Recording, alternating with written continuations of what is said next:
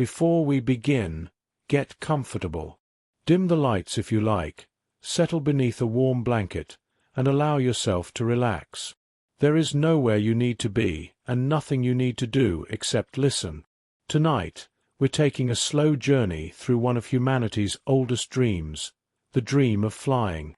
For thousands upon thousands of years, people have looked toward the sky with wonder. Long before engines, before wings of aluminum, before airports and jetliners, our ancestors watched birds soaring effortlessly above forests, deserts, and oceans. They imagined what it might feel like to rise into the air, to drift above the world, and to see the landscape from a bird's-eye view. It was a dream shared by farmers in quiet valleys, sailors crossing endless seas, inventors working by candlelight, and children lying in grassy fields on warm summer afternoons. The story of the airplane is not one that begins suddenly with a single invention. Instead, it stretches across centuries of imagination, curiosity, patience, and countless small discoveries.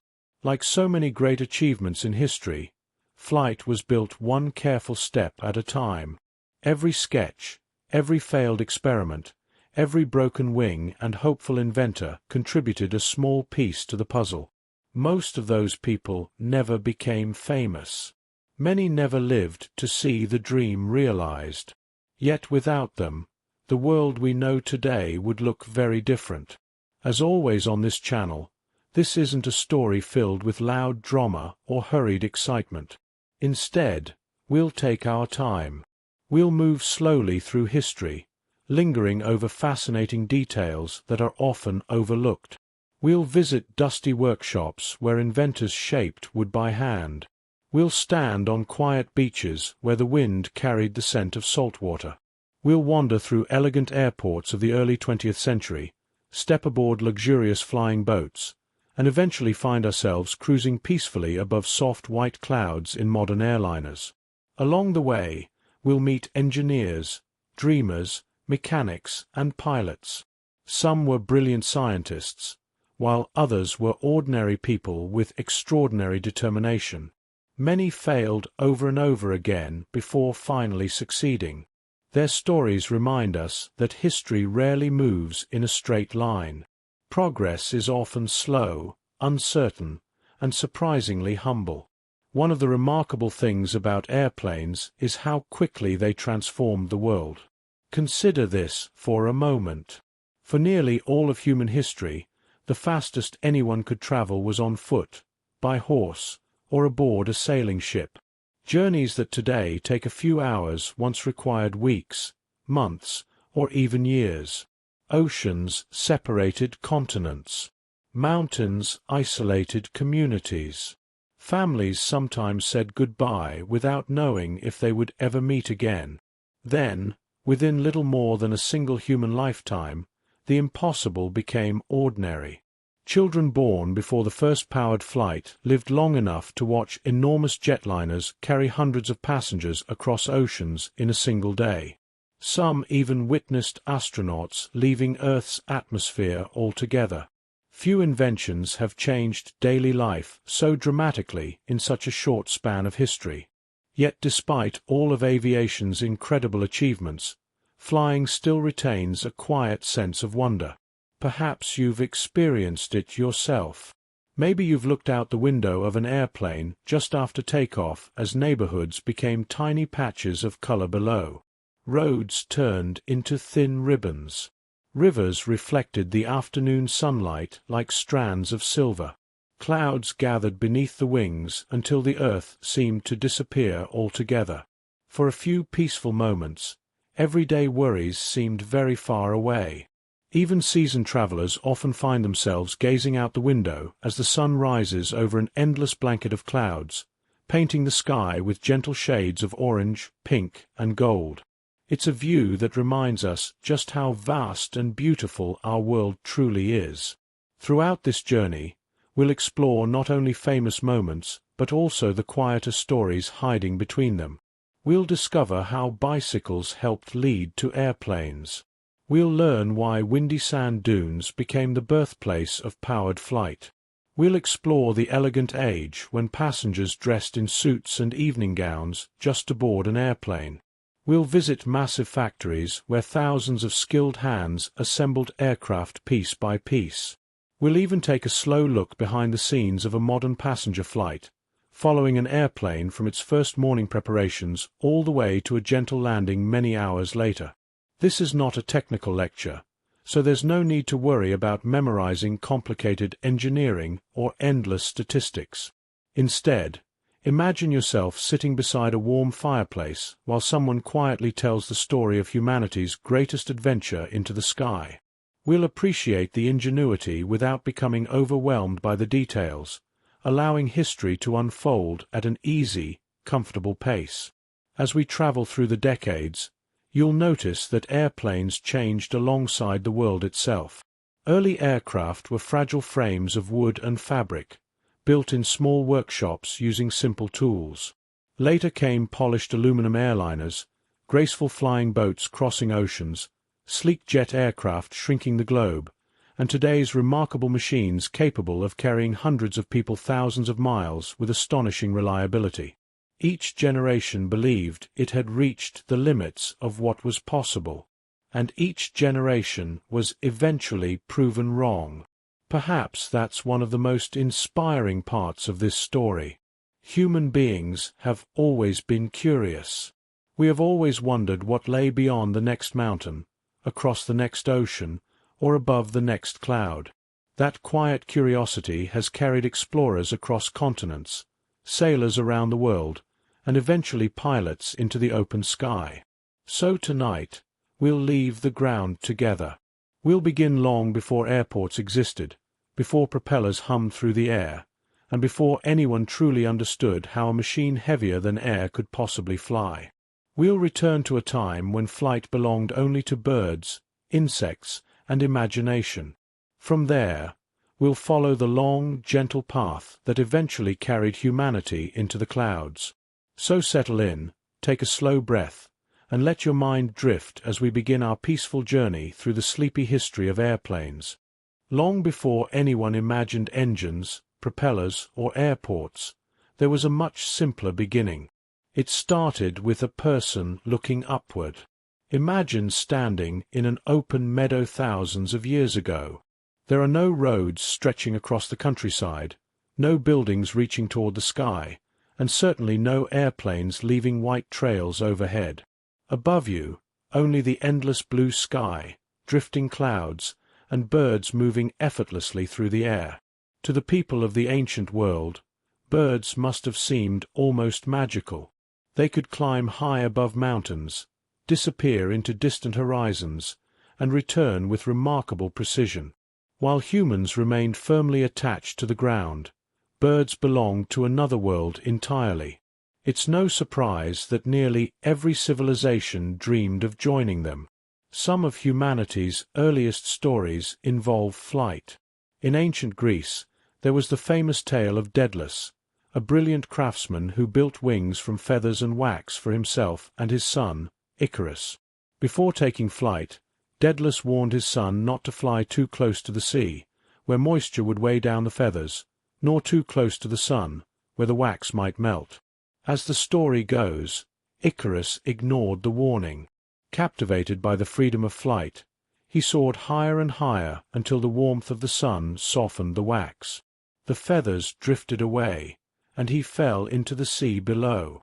Whether intended as a warning against pride or simply an imaginative tale, the story reminds us that humans have been fascinated by flight for well over 2,000 years. Across the world, other cultures told their own stories. In China, legends spoke of immortals floating through the heavens. In India, ancient epics described magnificent flying chariots carrying heroes across great distances.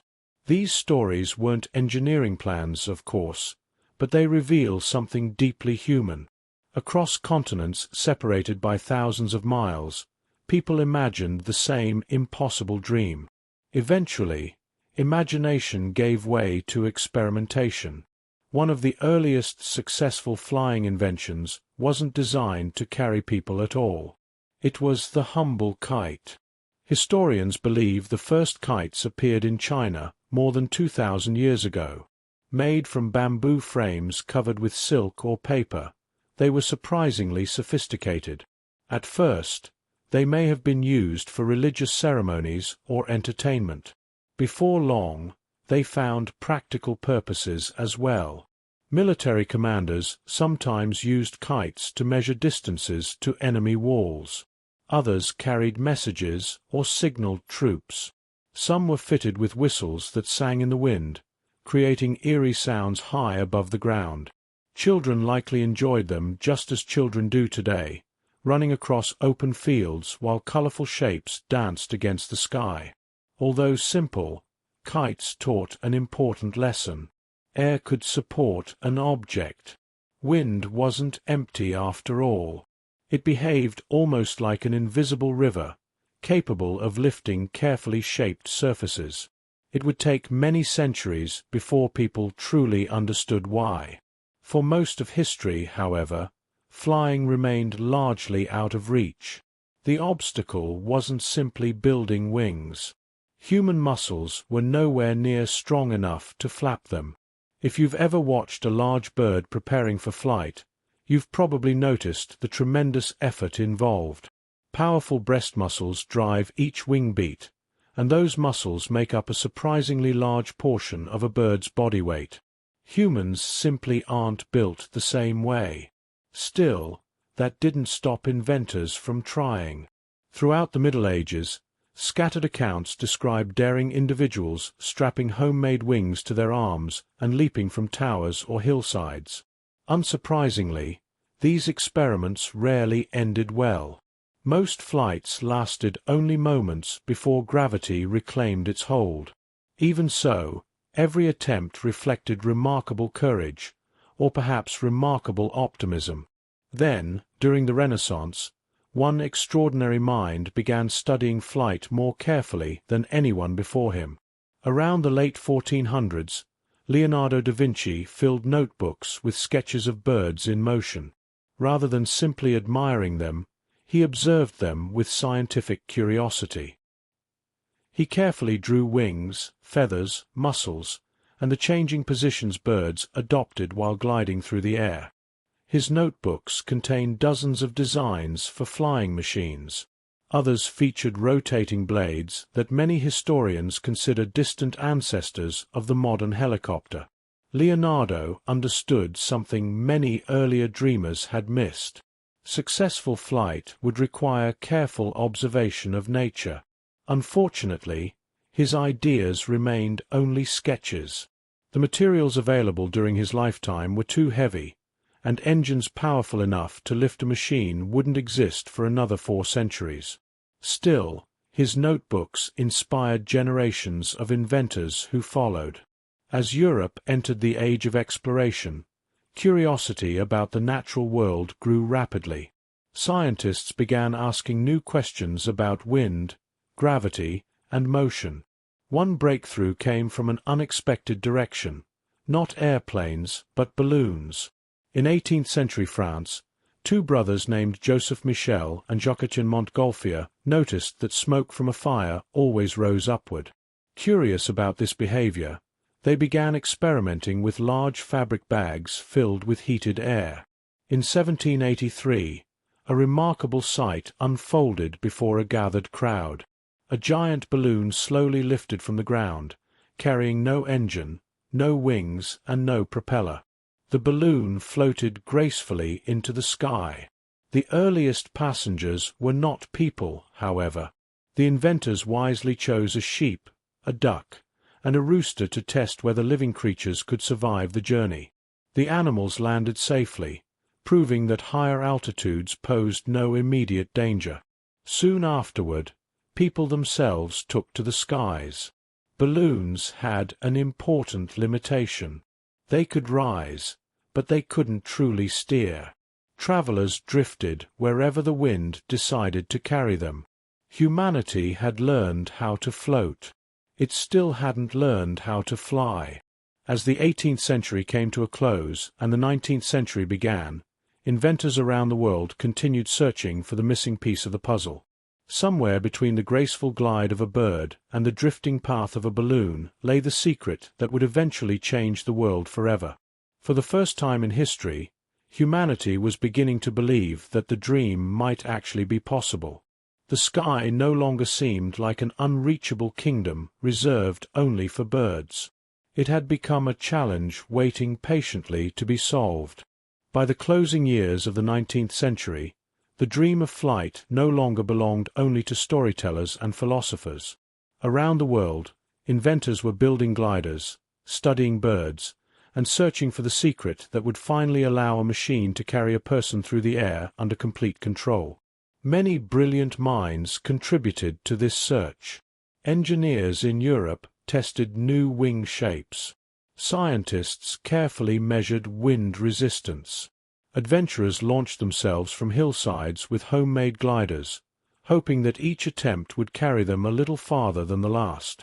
But strangely enough, the breakthrough would not come from a famous university or a grand government laboratory.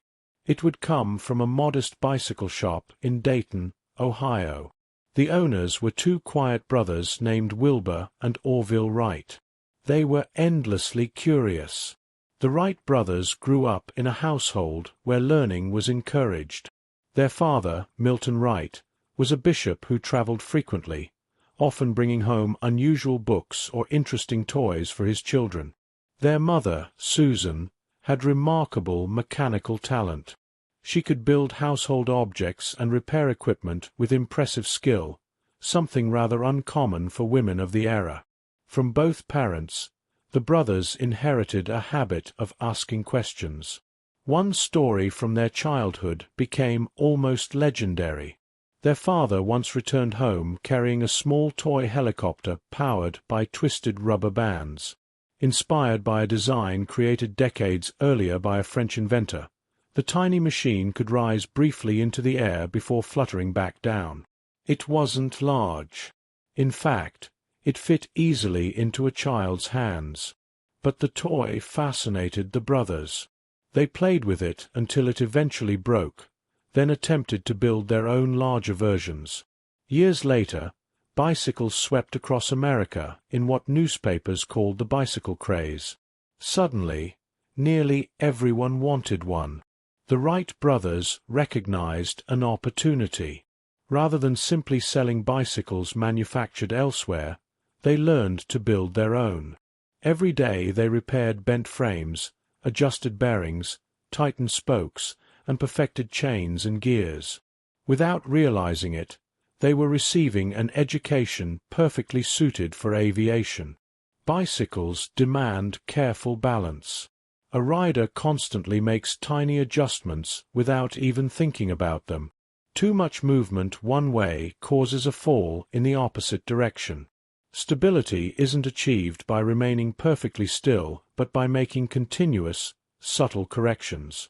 The brothers came to understand this deeply.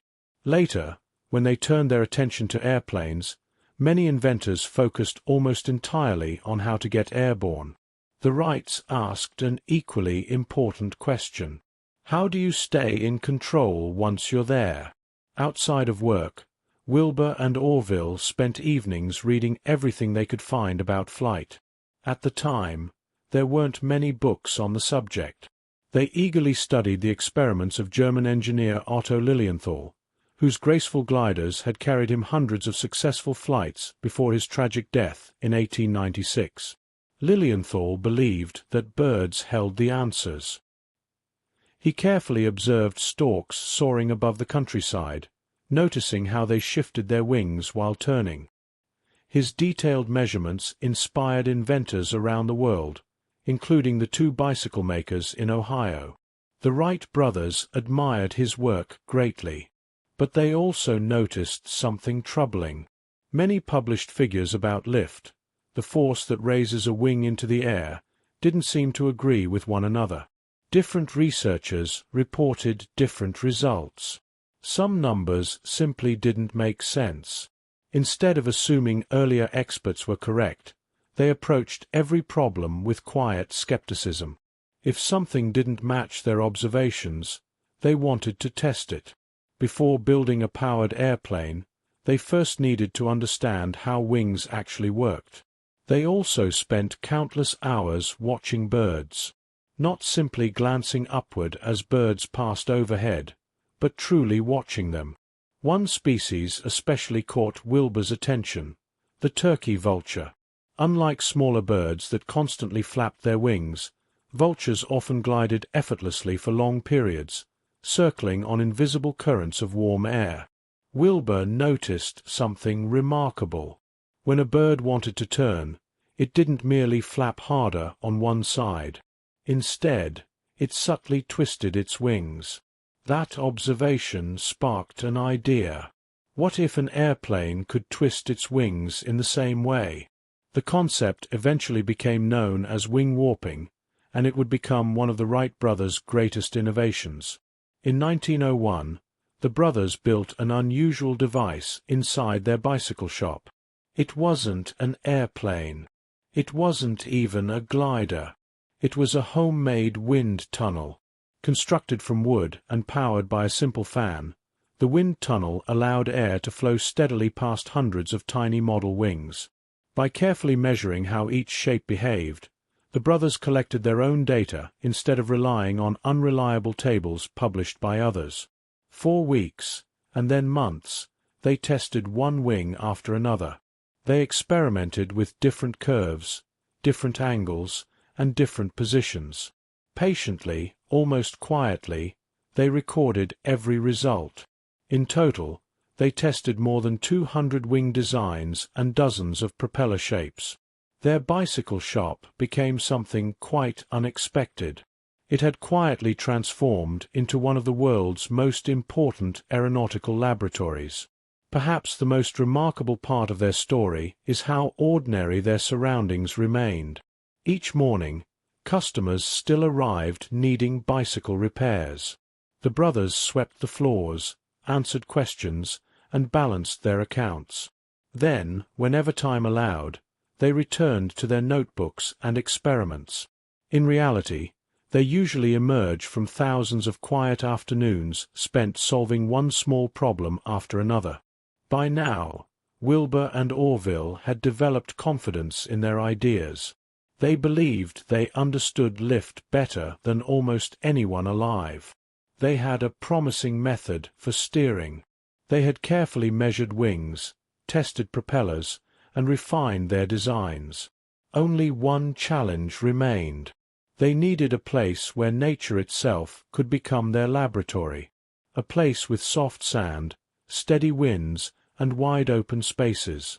That search would soon lead them to a remote stretch of dunes along the coast of North Carolina, a quiet place called Kitty Hawk, where the dream of powered flight would finally leave the ground. By the beginning of the 20th century, Wilbur and Orville Wright had reached an important conclusion. They believed they understood the science of flight better than ever before. But there was one problem.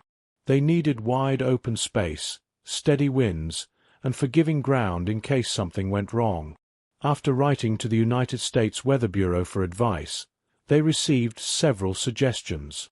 One location stood out above the rest: a remote fishing village on the outer banks of North Carolina. Its name was Kitty Hawk. Today, Kitty Hawk welcomes visitors from around the world, but in 1900 it was a quiet, isolated community. The landscape felt almost untouched. The brothers built a simple wooden camp consisting of a workshop and sleeping quarters.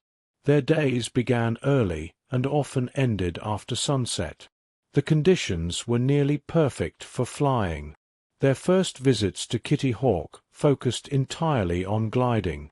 They carried their machines to the tops of sandy dunes and waited patiently for favorable wind. Sometimes one brother piloted while the other steadied the wings until the moment of release. Then, with a gentle push, the aircraft slipped into the air. Each attempt, successful or not, taught them something valuable. Unlike many inventors who rushed toward dramatic demonstrations, the Wright brothers treated every flight as an experiment. They carefully recorded wind speed, distance traveled, and how the aircraft responded to different control movements. Every evening, They filled notebooks with observations. Progress came slowly. In fact, some of their earliest gliders performed worse than expected. Despite all their calculations, the aircraft didn't produce as much lift as predicted. Returning to Dayton after one disappointing season, they refined their homemade wind tunnel even further. They built hundreds of tiny model wings and tested them one by one until they understood exactly why earlier measurements had been inaccurate. Their persistence paid off. When they returned to Kitty Hawk with improved designs, the difference was remarkable. During the autumn of 1902, they completed hundreds of successful glider flights.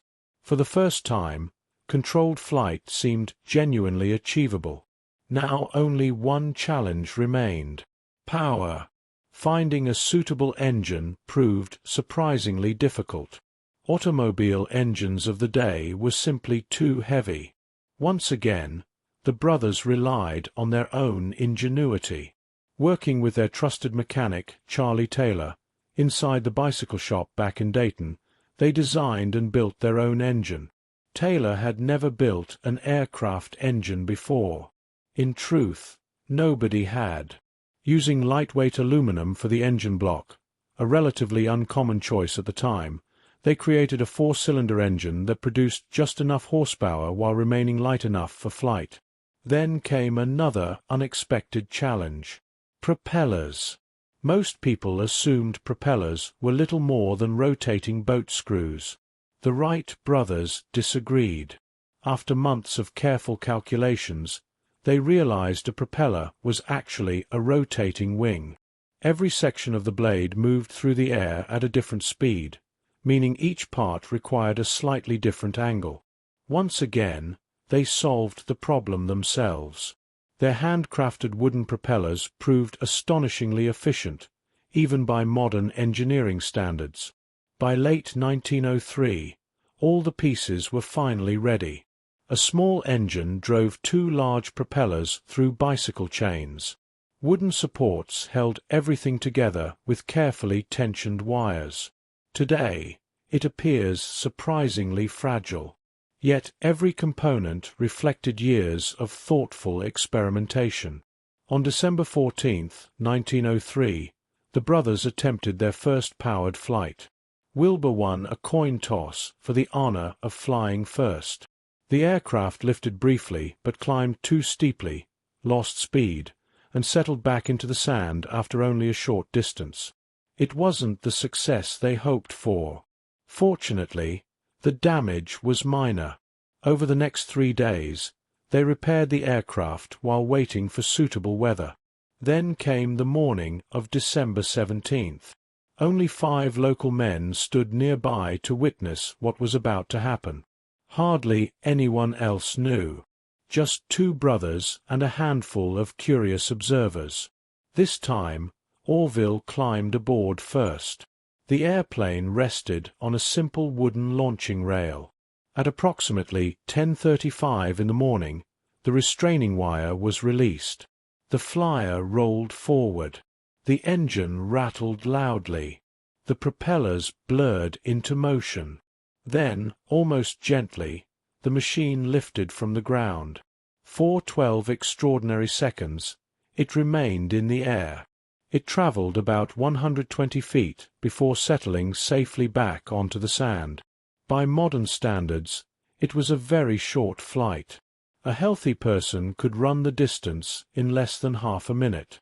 Yet history had quietly changed forever. Human beings had achieved the first sustained, controlled, powered flight in a machine heavier than air. The brothers weren't finished. That same day, they made 3 more flights. Each one improved upon the last. During the 4th attempt, Wilbur remained airborne for nearly 59 seconds, covering approximately 852 feet before landing. The flights ended only when a powerful gust of wind flipped the aircraft over after landing, damaging it beyond immediate repair. The flyer would never fly again. But it didn't need to. It had already proven the concept. You might imagine newspapers around the world celebrating this remarkable achievement the very next morning. In reality, almost no one believed it. A few newspapers published brief reports filled with inaccuracies. Others ignored the story entirely. Some editors considered powered flight impossible and assumed the reports were exaggerated. Even many scientists remained skeptical. The Wright brothers returned quietly to Dayton. There were no victory parades waiting for them, no immediate fortune, no worldwide fame. Instead, they continued refining their aircraft in relative obscurity, determined to build machines capable of longer, safer, and more reliable flights. Looking back today, it's remarkable how modest that historic morning truly was. No grand speeches marked the occasion. No orchestra played. No crowd counted down to takeoff. Just the steady Atlantic wind, the sound of waves breaking on the shore, and a handmade flying machine rising gently above the sand. Sometimes history announces itself with thunder, and sometimes it arrives almost silently, witnessed by only a few people standing on a quiet beach, unaware they are watching the beginning of an entirely new age. When the Wright brothers returned home from Kitty Hawk after their historic flights in December of 1903, they did not become overnight celebrities. In fact, for quite some time, many people simply didn't believe them. After all, the first powered flight is now considered one of history's greatest technological achievements. But at the beginning of the 20th century, newspapers regularly printed exaggerated stories about impossible inventions and miraculous machines. Editors had become skeptical. Claims of human flight sounded no more believable than stories about perpetual motion or machines that could turn lead into gold. Some newspapers mentioned the Wrights only briefly. A few reports contained so many errors that the brothers barely recognized their own accomplishment.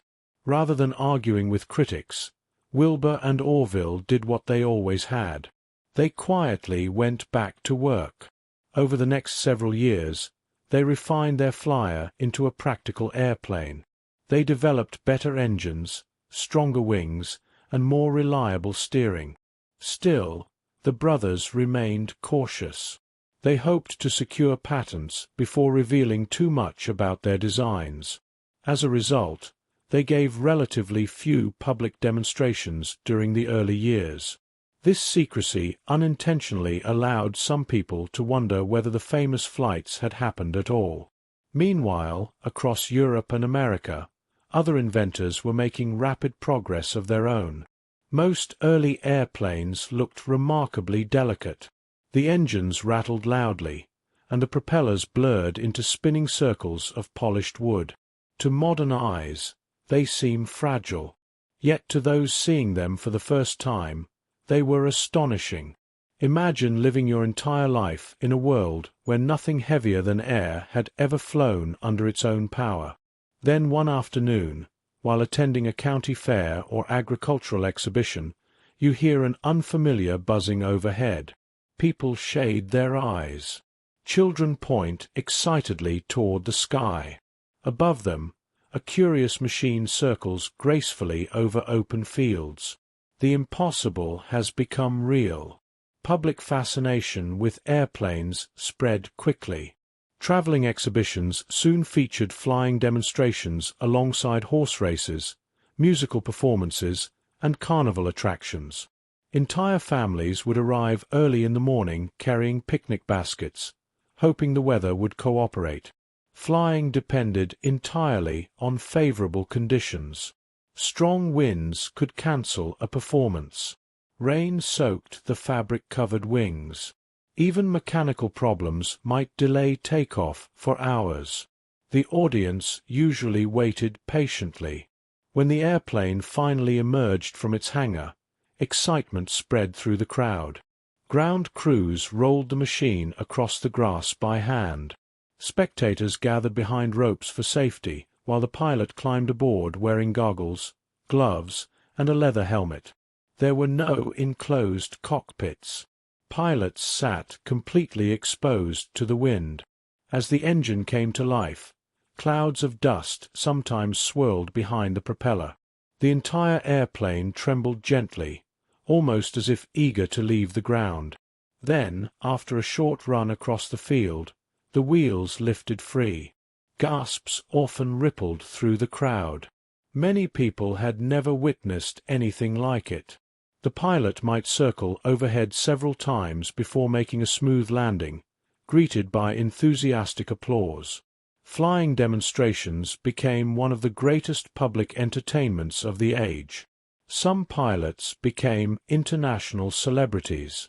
These adventurous flyers were often called barnstormers, although the term became especially common a little later.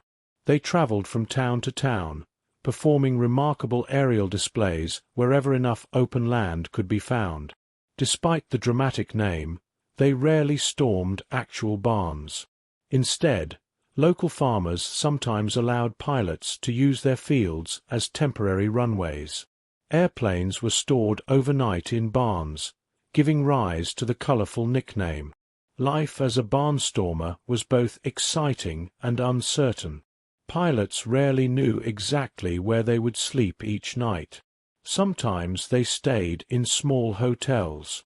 Sometimes generous local families invited them into spare bedrooms. Other nights they simply rolled out blankets beneath the wings of their airplanes. Travel itself presented challenges. Many early aircraft couldn't fly very far without refueling. Mechanics frequently accompanied the pilots, carrying spare parts and tools because engines often required attention after only a few hours of operation. Repairs became part of everyday life. Broken propellers had to be replaced. Fabric coverings needed patching. Loose wires required tightening. Pilots quickly learned that mechanical knowledge was almost as important as flying skill. Early aviation remained dangerous. Engines occasionally failed. Weather forecasts were almost non-existent. Pilots relied largely on experience, observation, and instinct. Strong gusts of wind could overturn lightweight aircraft while still on the ground. Landings demanded constant attention because many fields contained hidden bumps, rocks, or uneven terrain. Safety equipment was also limited. Parachutes were not routinely carried during many of aviation's earliest years. As airplanes became more common, aviation competitions also gained popularity. Pilots competed to fly higher, farther, or faster than anyone before. Wealthy sponsors offered prizes for crossing channels, reaching distant cities, or remaining airborne for record lengths of time. These competitions encouraged rapid innovation. Progress accelerated year after year. Governments also began taking notice. Military leaders recognized that airplanes might prove useful for observing troop movements or carrying messages.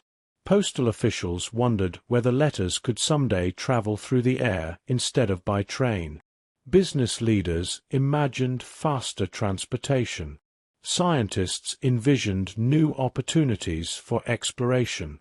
By the end of the first decade of the 20th century, flight was no longer an unbelievable curiosity. It had become a field filled with inventors, mechanics, dreamers, investors, and adventurous pilots, all working toward the same remarkable goal. The age of aviation had truly begun. Soon, daring flyers would attempt journeys that seemed almost unimaginable, crossing mountains, oceans, and vast stretches of wilderness where no airplane had ever traveled before. Each new flight would stretch the limits of both technology and human imagination, carrying the world one step closer to the skies we know today. After the first successful flights at Kitty Hawk, the question was no longer whether airplanes could fly. Now the challenge was learning how to make them better. Fortunately, the years that followed became one of the most creative periods in engineering history. Inventors around the world were no longer asking if flight was possible. Instead, they were asking hundreds of smaller questions. How could an airplane fly farther? How could it fly faster? How could it carry more weight? How could it become safer? One careful improvement at a time, the modern airplane slowly began to take shape. The most important material was wood. Spruce became a favorite because it was both light and strong. Ash was often used where extra toughness was required. Every piece of lumber had to be inspected carefully, since even a small knot or hidden crack might weaken an entire wing. Once the wooden frame was complete, workers stretched tightly woven fabric across it. Usually, this fabric was cotton or linen. The cloth was pulled as tightly as possible before being coated with a special chemical called dope. Despite its unusual name, aircraft dope was simply a liquid finish that dried into a smooth, tight surface. As it cured, the fabric shrank slightly, becoming almost drum-like in its tension. This process served several purposes. It strengthened the wing. It protected the fabric from moisture. Many early airplanes looked almost elegant when finished, their wings gleaming softly in the sunlight. Unlike modern airplanes, which rely on strong internal structures, many early aircraft depended on external bracing wires to maintain their shape. These wires stretched between the wings and fuselage, much like the rigging on an old sailing ship. A wire that became even slightly loose could change the way an airplane handled in flight. Another major area of improvement involved engines. The Wright Flyer had used a relatively simple four-cylinder engine producing about 12 horsepower. For comparison, many riding lawn mowers today produce similar amounts of power. As aviation expanded, engineers searched for engines that were both stronger and lighter. One popular design became known as the rotary engine. The name can be a little confusing. Rather than only the propeller spinning, much of the engine itself rotated around a fixed crankshaft. The spinning cylinders helped cool the engine by constantly moving through fresh air, eliminating the need for heavy water cooling systems. Watching one run was mesmerizing. The entire front of the airplane seemed to whirl in a blur of polished metal, while the propeller disappeared into a nearly invisible circle. Rotary engines were surprisingly powerful for their weight. They also produced a distinctive sound unlike later aircraft. Pilots often described it as a rapid, rhythmic roar that echoed across fields long before the airplane came into view. Of course, these engines had their drawbacks. Goggles weren't simply stylish accessories. They were absolutely necessary. Meanwhile, another important discovery was taking place. Engineers realized that propellers deserved just as much attention as wings. To many people, a propeller appeared deceptively simple. It was, after all, just two long blades spinning through the air. But every small change in shape could dramatically affect performance.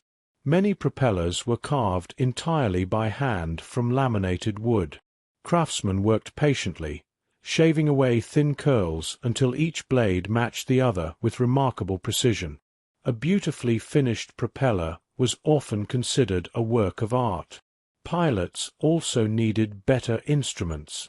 During aviation's earliest years, many flew using little more than eyesight and instinct.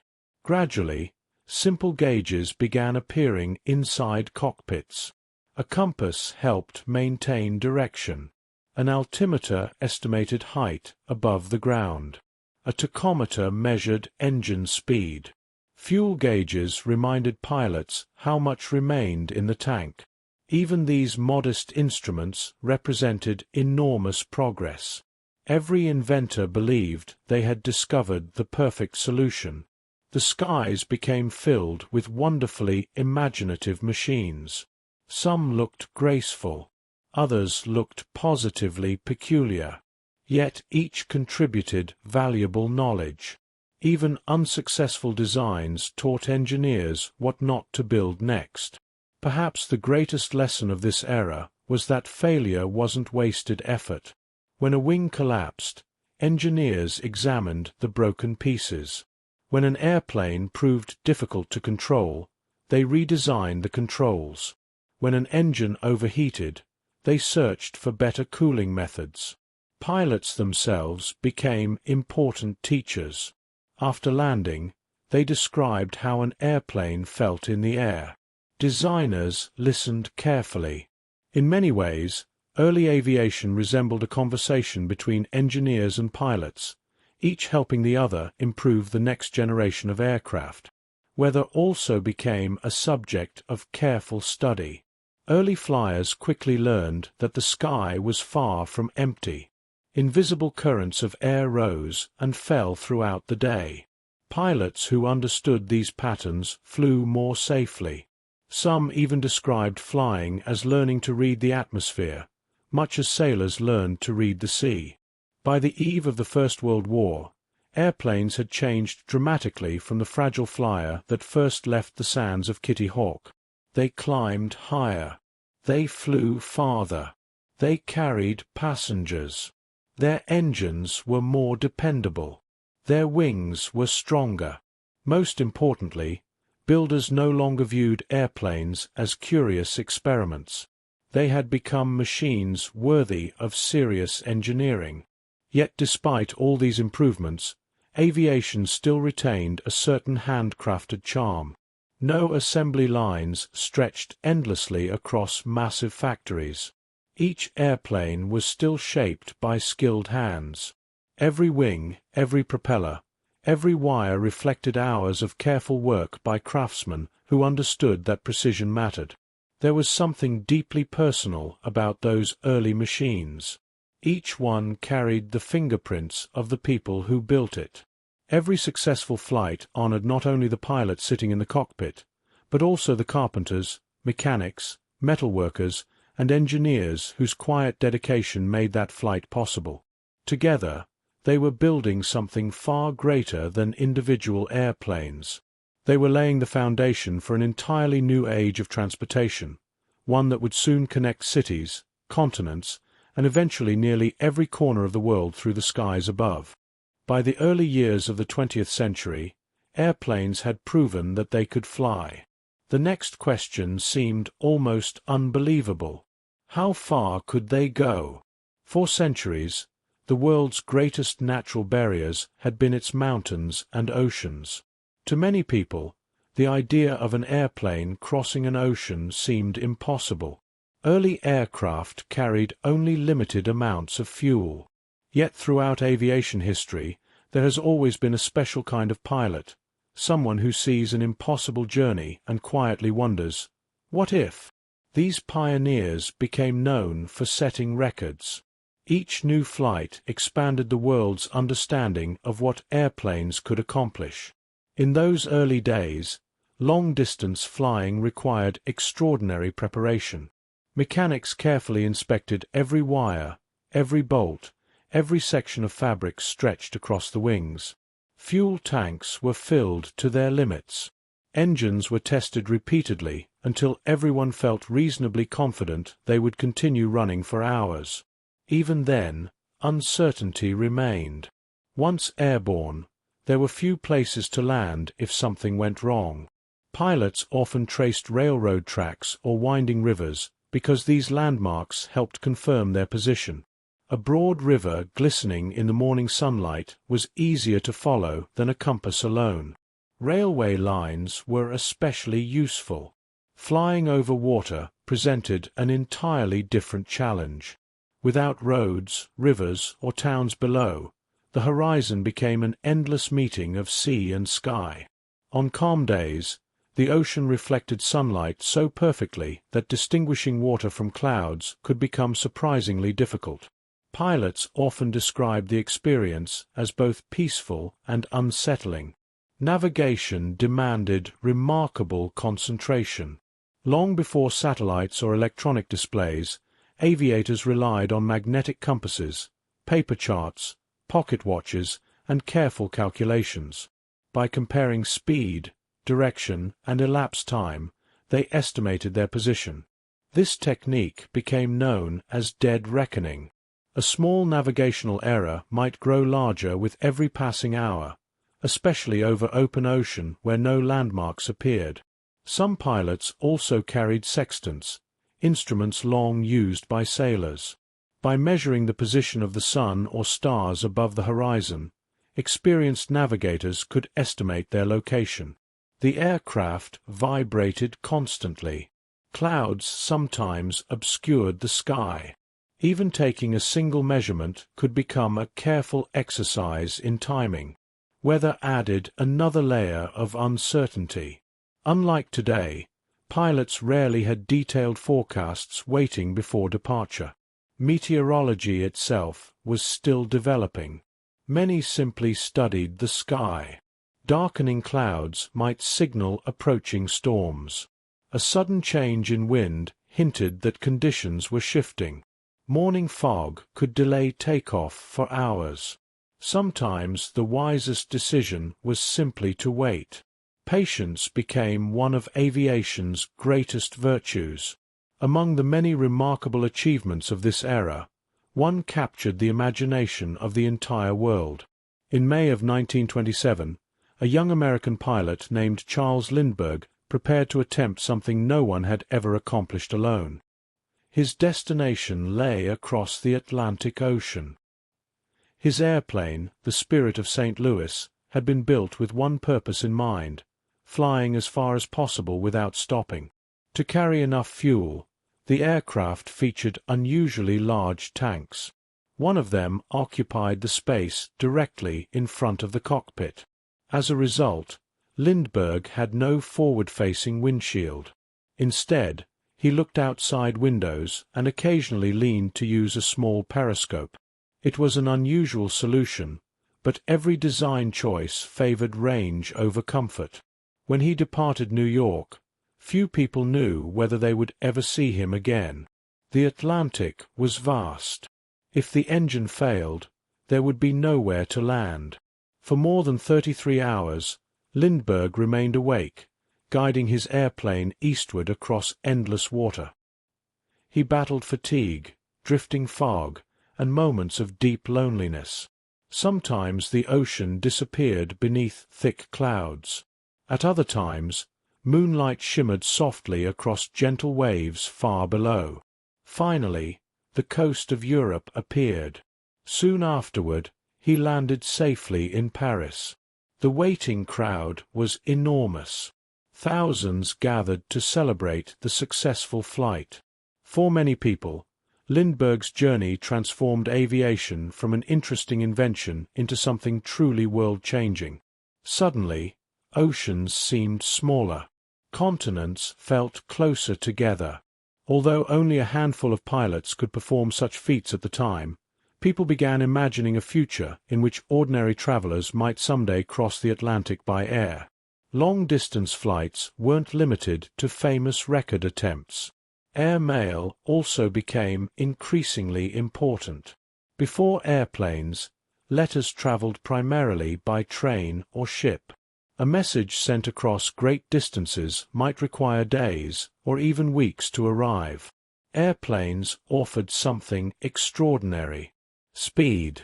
Early male pilots often flew in difficult conditions, carrying sacks of letters rather than passengers. Their routes linked distant cities, helping businesses communicate more quickly and families remain connected despite living hundreds of miles apart. Many flights began before sunrise. Mechanics loaded canvas mailbags into the aircraft while the morning air remained cool and still. The pilot climbed aboard, started the engine, and disappeared into the growing light of dawn. Throughout the day, letters passed from one airplane to another, gradually making their way across countries that had once seemed impossibly large. For the first time, the sky had become part of the postal system. Every successful delivery strengthened public confidence in aviation. Airplanes were no longer simply machines for adventurous pilots. They had become dependable tools serving everyday life. By the late 1920s, distance itself seemed to be shrinking. Journeys that once demanded exhausting weeks aboard trains and steamships could now be completed in a matter of days, or, for the boldest aviators, even hours. The world had not grown physically smaller, of course. The oceans remained just as wide. The mountains stood just as tall. But human ingenuity had found new pathways above them. Each record-breaking flight carried more than a single pilot across the sky. It carried humanity's confidence a little farther as well, proving that even the greatest distances could eventually be overcome by patience, careful planning, and the enduring dream of flight. As the 1920s gave way to the 1930s, aviation entered a period that would later become known as the Golden Age of flight. There was an elegance to air travel that reflected the optimism of the era. Airports themselves were changing. Gone were many of the simple grassy fields used by pioneering aviators. In their place rose impressive terminal buildings decorated in the fashionable Art Deco style. Some terminals featured observation decks where families gathered simply to watch airplanes arrive and depart. Children leaned against railings, waving excitedly as silver aircraft taxied across the field. Even people with no intention of flying often visited airports for the experience alone. The aircraft themselves were changing as well. Cabins grew quieter. Flights became more dependable. Every new generation of aircraft seemed more refined than the last. One of the greatest changes involved comfort. Early passengers had often endured noisy, windy journeys in exposed cockpits or cramped cabins. Now airlines wanted travelers to relax. Inside the cabin, comfortable upholstered seats replaced simple benches. Large windows allowed passengers to enjoy the view below. Although today's aircraft carry many more people, many travelers later remembered these early cabins as surprisingly cozy. Flying still felt personal. Most passengers dressed in their finest clothes. Photographs from the era show smiling families posing proudly beside airplanes before boarding. Air travel was still considered something special. For many, it represented both adventure and sophistication. Airlines understood this image well. Advertisements rarely focused only on speed. Instead, they promised comfort, elegance, and remarkable views of the world below. Another important development arrived in the form of cabin attendants. At first, airlines employed young men to assist passengers, load baggage, and provide refreshments. Soon afterward, women entered the profession as well. Early stewardesses, as they were then known, performed far more duties than simply serving meals. Many were trained nurses. Airlines believed medical knowledge would reassure nervous passengers during a time when flying was still unfamiliar to much of the public. Their professionalism became one of the defining features of early commercial aviation. Meals also became an important part of the flying experience. On shorter routes, passengers might receive sandwiches, fruit, or hot coffee. Longer journeys sometimes included surprisingly elaborate meals served on china plates with real silverware. The pace remained unhurried. There were no movies to watch or internet connections to occupy the hours. Instead, people talked quietly with one another, read newspapers, admired the changing landscape through the windows, or simply listened to the steady rhythm of the engines. Looking outside remained one of aviation's greatest pleasures. Imagine taking a daytime flight across the countryside during the early 1930s. Far below, patchwork farms stretched toward distant hills. Tiny rivers wind lazily through forests. Steam locomotives pull long trains across open plains, leaving gentle trails of smoke behind them.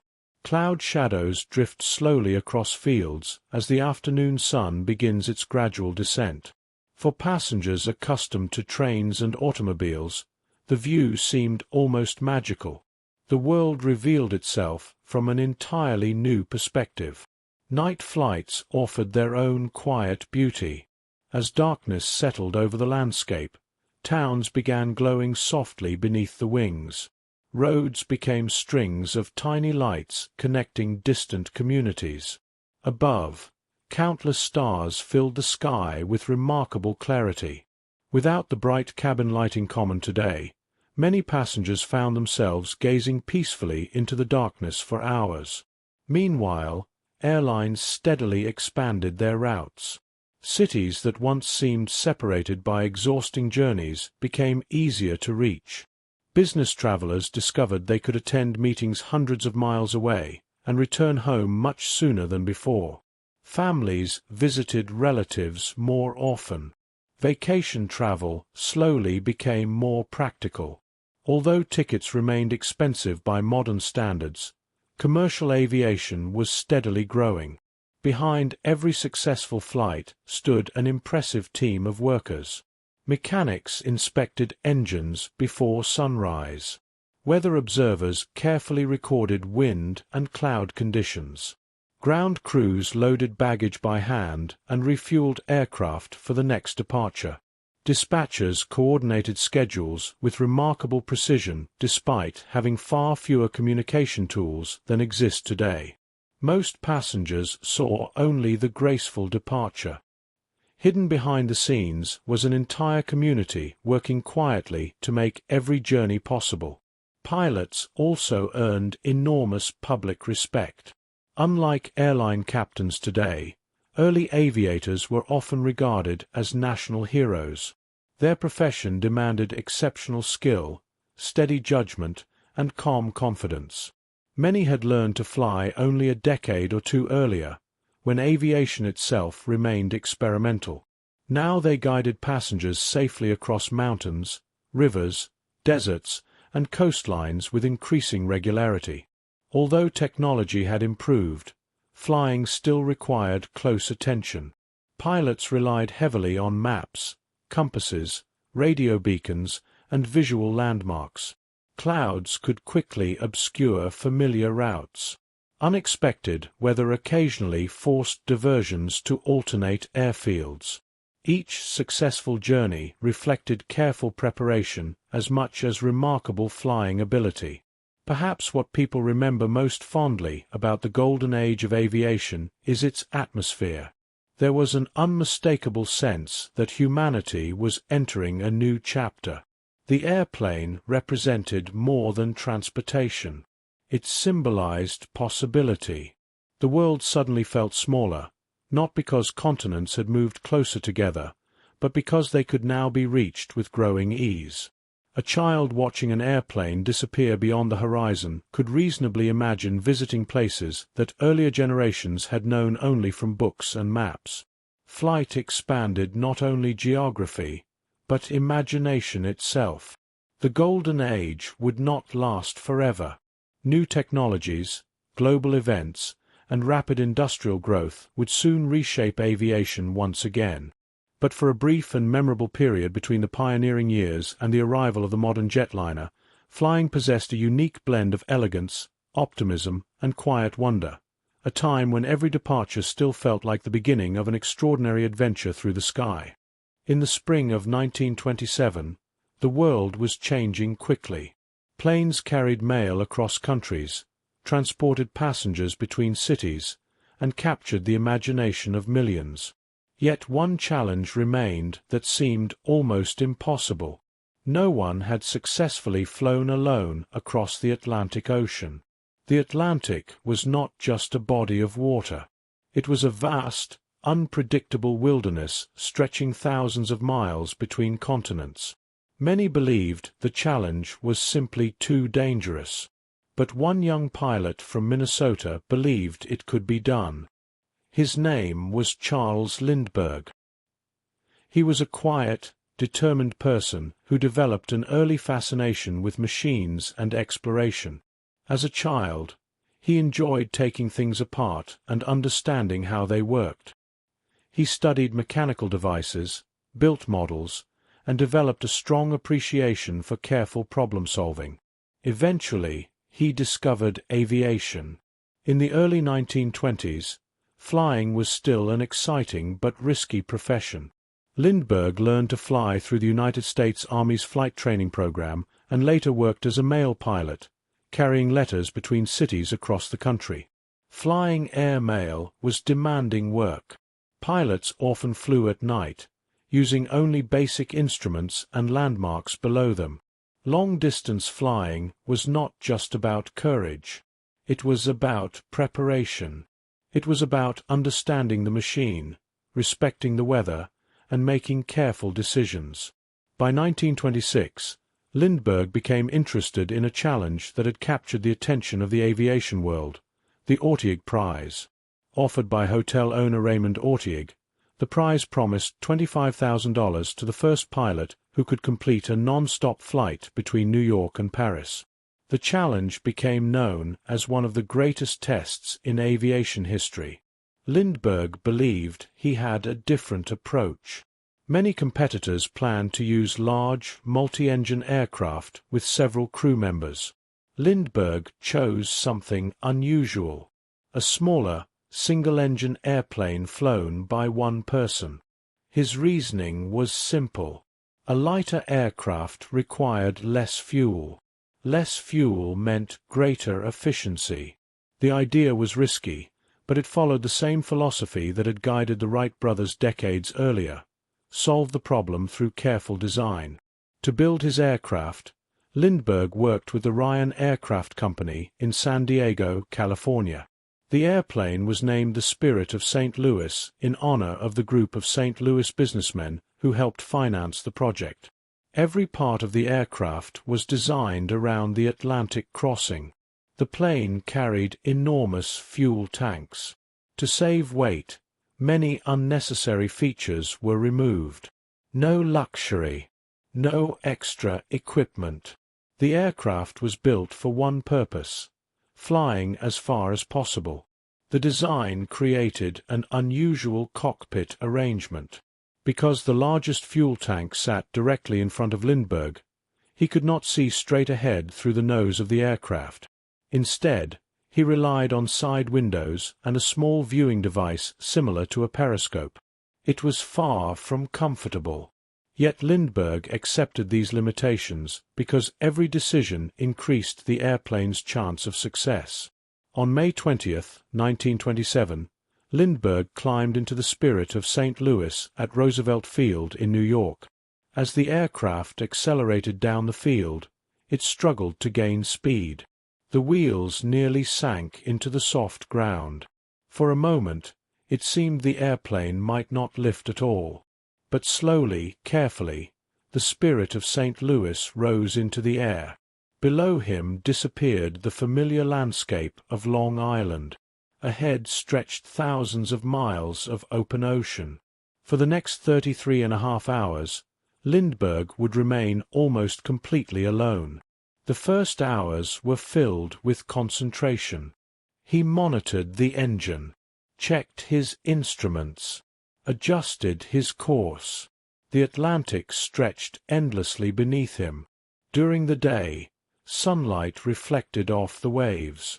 The small cockpit became its own tiny world.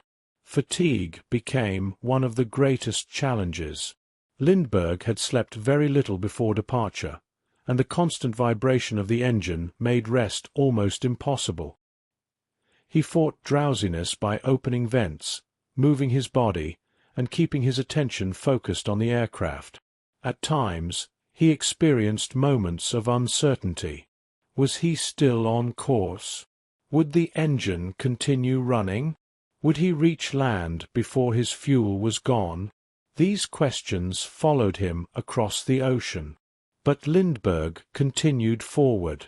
After many hours, he encountered fishing boats below. For a brief moment, he wondered if they were where he expected them to be. Their presence confirmed that he was nearing Europe. Eventually, the coastline of Ireland appeared. After crossing over England and continuing south toward France, the lights of Paris finally came into view. Late on the evening of May 21, 1927, the Spirit of St. Louis landed at Le Bourget Airport. What happened next surprised even Lindbergh.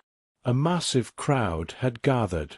Thousands of people surrounded the aircraft, cheering, celebrating, and reaching out to touch the machine that had carried one person across the Atlantic. Lindbergh had arrived as a pilot. He left as an international hero. The flight captured the world's imagination because it represented more than a record. It represented possibility. A person from an ordinary background had achieved something that many believed belonged only to the realm of dreams. The Atlantic Ocean, once an enormous barrier between continents, had become a distance that could be crossed by air. In the years that followed, aviation grew rapidly. Airlines expanded their routes. More people became interested in flying. Investments poured into aircraft development. The public began to see airplanes not just as adventurous machines, but as a major part of the future. Lindbergh himself continued promoting aviation around the world. His achievement helped inspire a new generation of pilots, engineers, and travelers. Yet perhaps the most lasting part of his journey was the image of one small airplane moving alone through the vast sky. The Spirit of St. Louis was not the largest aircraft. It was not the fastest. It was not the most powerful. But it carried something just as important. It carried the belief that distance could be overcome, that careful planning could conquer uncertainty, and that the human desire to explore would always push us beyond the limits of what seemed possible. On that quiet May evening in 1927, as Lindbergh stepped from his airplane into the bright lights of Paris, the world looked up and realized that the age of true global flight had begun. For the first few decades of aviation history, flying was something extraordinary. Newspapers celebrated record-breaking flights. Adventurers crossed oceans and continents in machines that seemed almost impossible. But slowly, quietly, something important began to change. The airplane was becoming practical. It was moving away from being a curiosity and becoming a tool that could serve ordinary people. One of the earliest steps toward everyday aviation came through air mail. Before airplanes, letters traveled primarily by train and ship. A message sent across a country might take several days to arrive. International mail could require weeks. Airplanes offered a new possibility: speed. The idea of carrying mail through the sky seemed exciting, but it was also challenging. Early male pilots faced many of the same difficulties as aviation pioneers before them. Weather was unpredictable. Aircraft were still developing. Navigation required skill and patience. Many air mail routes began with simple aircraft carrying small bags of letters. Pilots departed from small airfields, often flying between cities that had never before been connected by air. Their work was demanding. Some flights began before sunrise. Pilots climbed into open cockpits and followed routes across the countryside. Every successful delivery proved that airplanes could do something valuable. They could save time. As air mail became more reliable, people began looking at airplanes differently. Businesses began using faster communication to expand their operations. Newspapers received stories more quickly. Families could exchange letters across great distances with greater confidence. The airplane was becoming part of everyday life. Commercial passenger flights soon followed. At first, airline travel was not available to everyone. Tickets were expensive, and many people remained nervous about flying. Compared with trains, airplanes seemed unfamiliar and unpredictable. Airlines had to convince the public that flying was not only exciting, but safe. Advertisements showed smiling passengers looking out over beautiful landscapes. They promised faster journeys, breathtaking views, and a modern way to experience the world. For many travelers, boarding an airplane became a symbol of progress. It meant embracing the future. Early passenger aircraft were quite different from today's airliners. Cabins were smaller. Engines were louder. Flights were often affected by weather conditions. Passengers could feel every vibration from the aircraft as it moved through the sky. But compared with long train journeys, flying offered something remarkable: time. A trip that once required an entire day could sometimes be completed in only a few hours. Small airports appeared across the country. Places that had once been isolated became connected through the sky. The growth of aviation also created entirely new professions.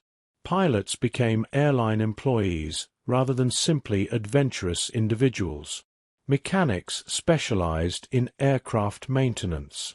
Airport workers managed schedules, passengers, and supplies. Weather experts studied conditions to help flights operate more safely. Aviation became an industry supported by thousands of people working behind the scenes. One airplane could represent the effort of an entire community. The introduction of better aircraft accelerated this transformation. One of the most important airplanes of this era was the Douglas DC-3, introduced in the 1930s. The DC-3 represented a major leap forward. It was faster, more comfortable, and more reliable than many earlier passenger aircraft. Inside, passengers found spacious seating, improved lighting, and a smoother flying experience. For the first time, airlines could operate passenger routes profitably without depending almost entirely on government airmail contracts. The airplane had become a true transportation business. The experience of flying continued to develop. Passengers arrived at airports, checked in, and waited for boarding announcements.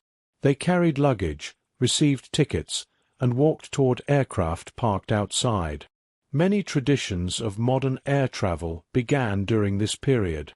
Although airports were much smaller than today, the basic experience felt familiar.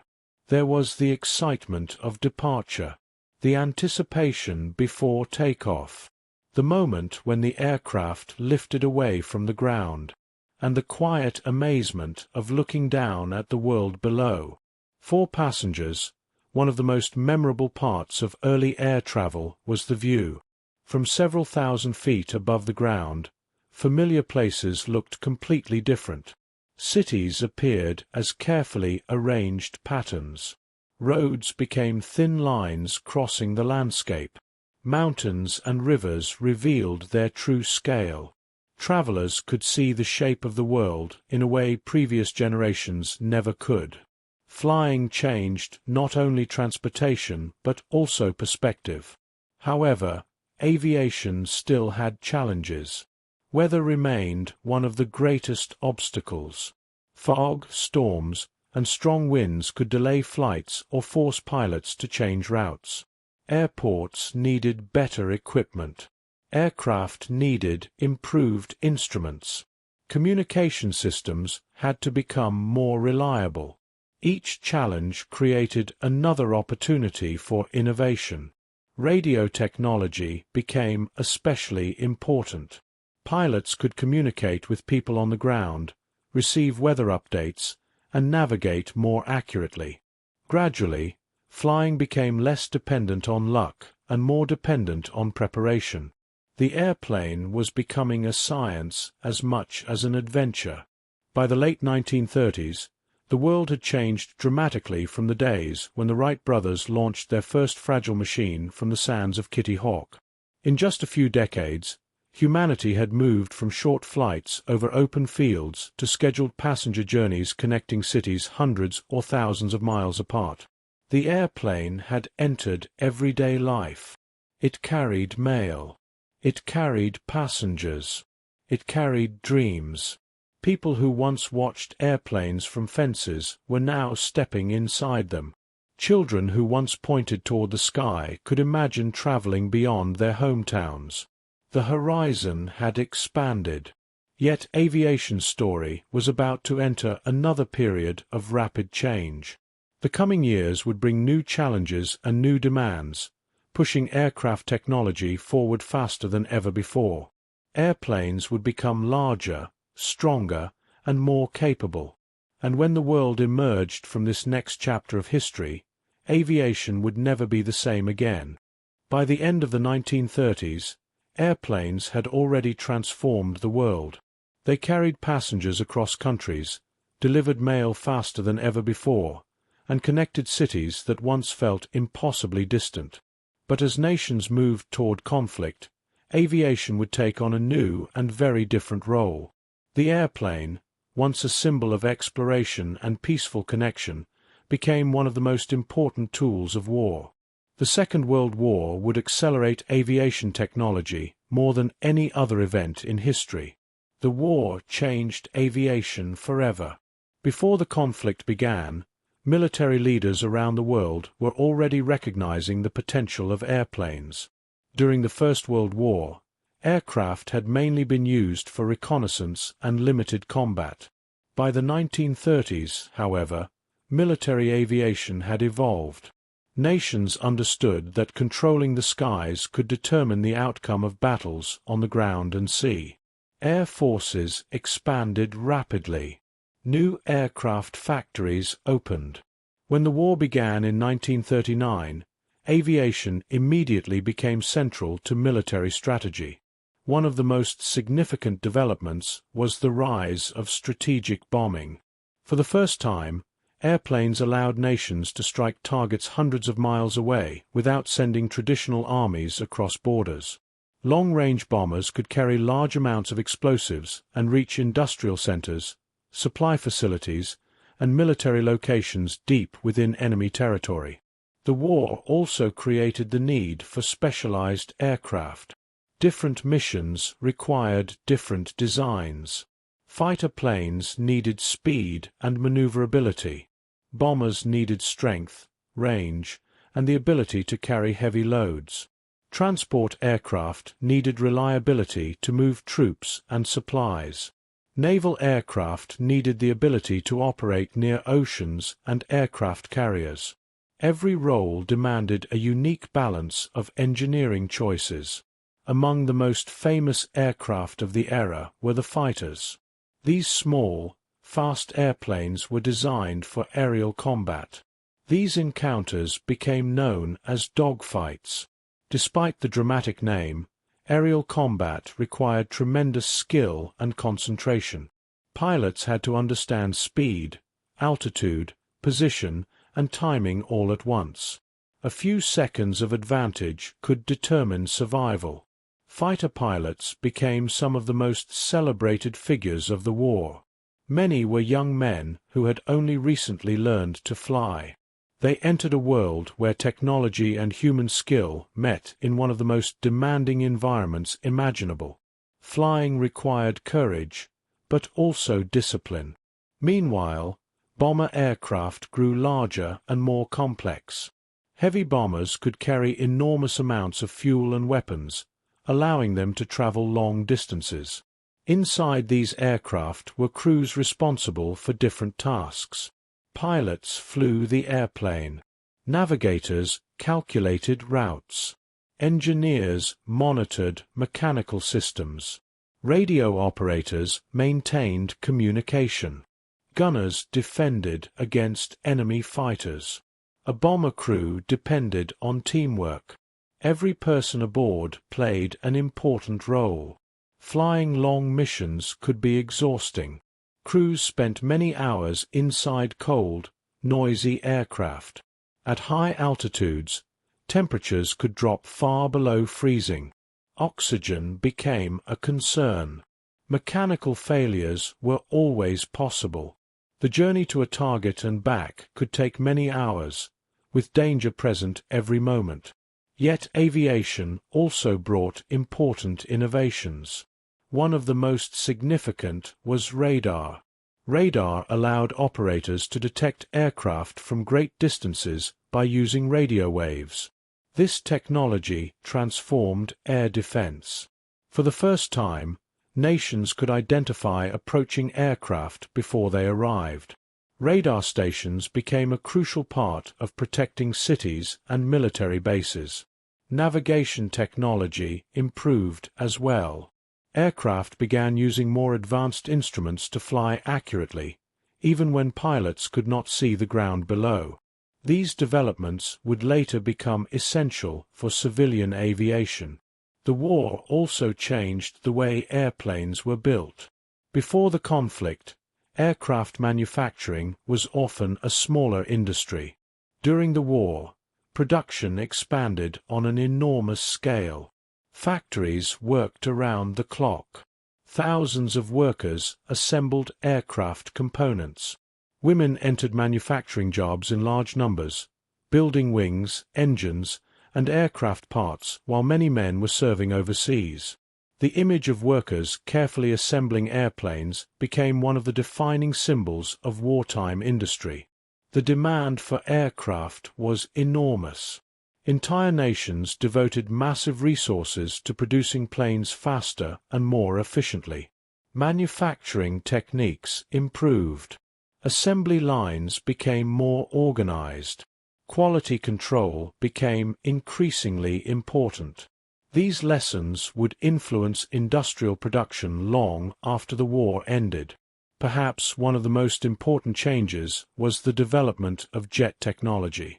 Although early experiments with jet engines began before the war, the conflict accelerated their advancement. Traditional propeller aircraft were approaching their limits. Engineers were searching for ways to create aircraft capable of much higher speeds. The first operational jet aircraft appeared during the war, though they arrived too late to completely change the outcome. Still, they represented the future. The age of the jet airplane was approaching. The war also changed the public relationship with aviation. Millions of people became familiar with aircraft. Soldiers traveled by air. Factories produced thousands of planes. Communities built airfields. People around the world saw how powerful aviation could be. When peace eventually returned, aviation technology had advanced dramatically. The aircraft of 1945 were almost unrecognizable compared with the machines flying before the war began. They were faster, stronger, and capable of traveling much greater distances. The lessons learned during wartime would soon be applied to peaceful purposes.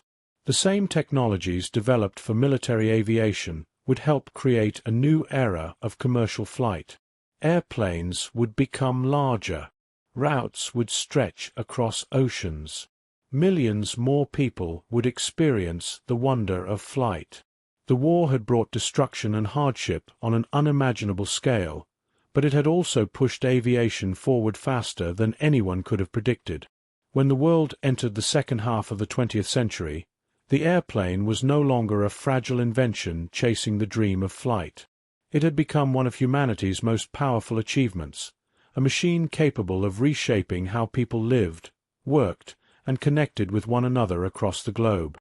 When the Second World War ended in 1945, the world entered a period of remarkable change. Among the greatest transformations was happening in the skies. The airplane was about to enter a completely new era. For nearly half a century, aircraft had depended on propellers.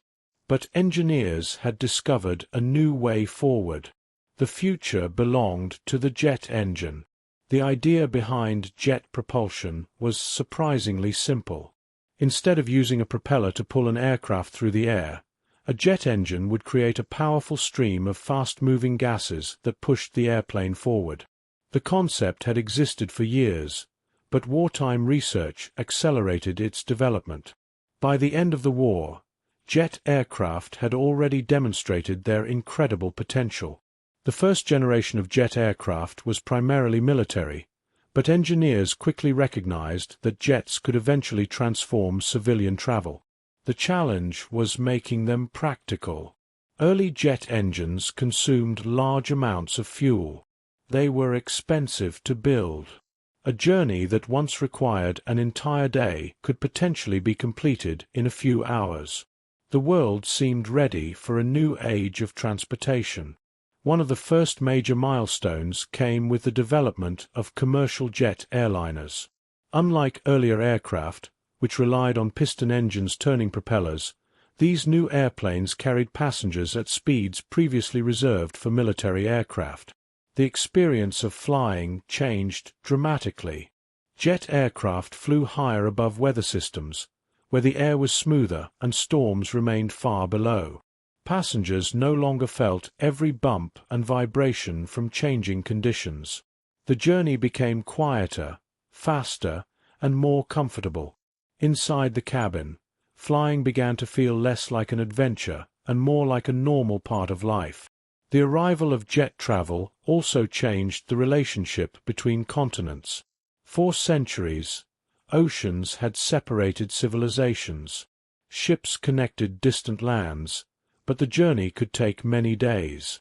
Now, airplanes could cross those same distances in hours. The world was becoming smaller, not physically, but through connection. Business meetings that once required weeks of planning could happen much faster. Families separated by oceans could visit more easily. Tourism expanded as more people dreamed of exploring places they had only seen in photographs. The airplane became one of the defining symbols of the modern age. Perhaps no aircraft represented this transformation more than the Boeing 707. Introduced in the late 1950s, the 707 became one of the most influential commercial aircraft in history. It was large, fast, and designed specifically for long-distance passenger travel. With 4 jet engines and a spacious cabin, it helped bring international air travel to a much wider audience. The era of the modern airline had begun. Airports changed along with the aircraft. Older airports built for smaller propeller planes needed longer runways and improved facilities. New terminals appeared with large glass windows, moving walkways, and expanded passenger areas. The airport became a symbol of a connected world. For many people, visiting an airport remained an exciting experience, even if they weren't flying. The sight of enormous aircraft arriving from distant places created a sense of wonder. Passengers themselves also changed. Flying slowly became less formal and less mysterious. During the early decades of aviation, people dressed carefully because air travel was a special occasion. As jet travel expanded, flying became more common. Families began taking vacations by air. Students studied abroad. Workers traveled internationally. The airplane became woven into everyday life. Yet the jet age was not only about commercial travel. It was also a time of exploration. Military jets continued pushing the boundaries of speed and altitude. Experimental aircraft reached incredible heights. Pilots tested the limits of human endurance and engineering. The desire to go faster and farther eventually led aviation toward the edge of space. One of the most famous examples was the development of the supersonic aircraft. Breaking the sound barrier had once seemed almost impossible. When an aircraft approaches the speed of sound, the air around it changes dramatically. Engineers faced enormous challenges involving pressure, heat, and control. But by the middle of the 20th century, those challenges were being overcome. Aircraft were flying faster than sound itself. The famous crack of a sonic boom became a reminder that aviation had entered a new technological frontier. However, the jet age also brought new concerns. Larger aircraft meant more passengers and greater responsibility. Airlines had to improve safety procedures. Pilots needed advanced training. Engineers worked constantly to make aircraft more reliable.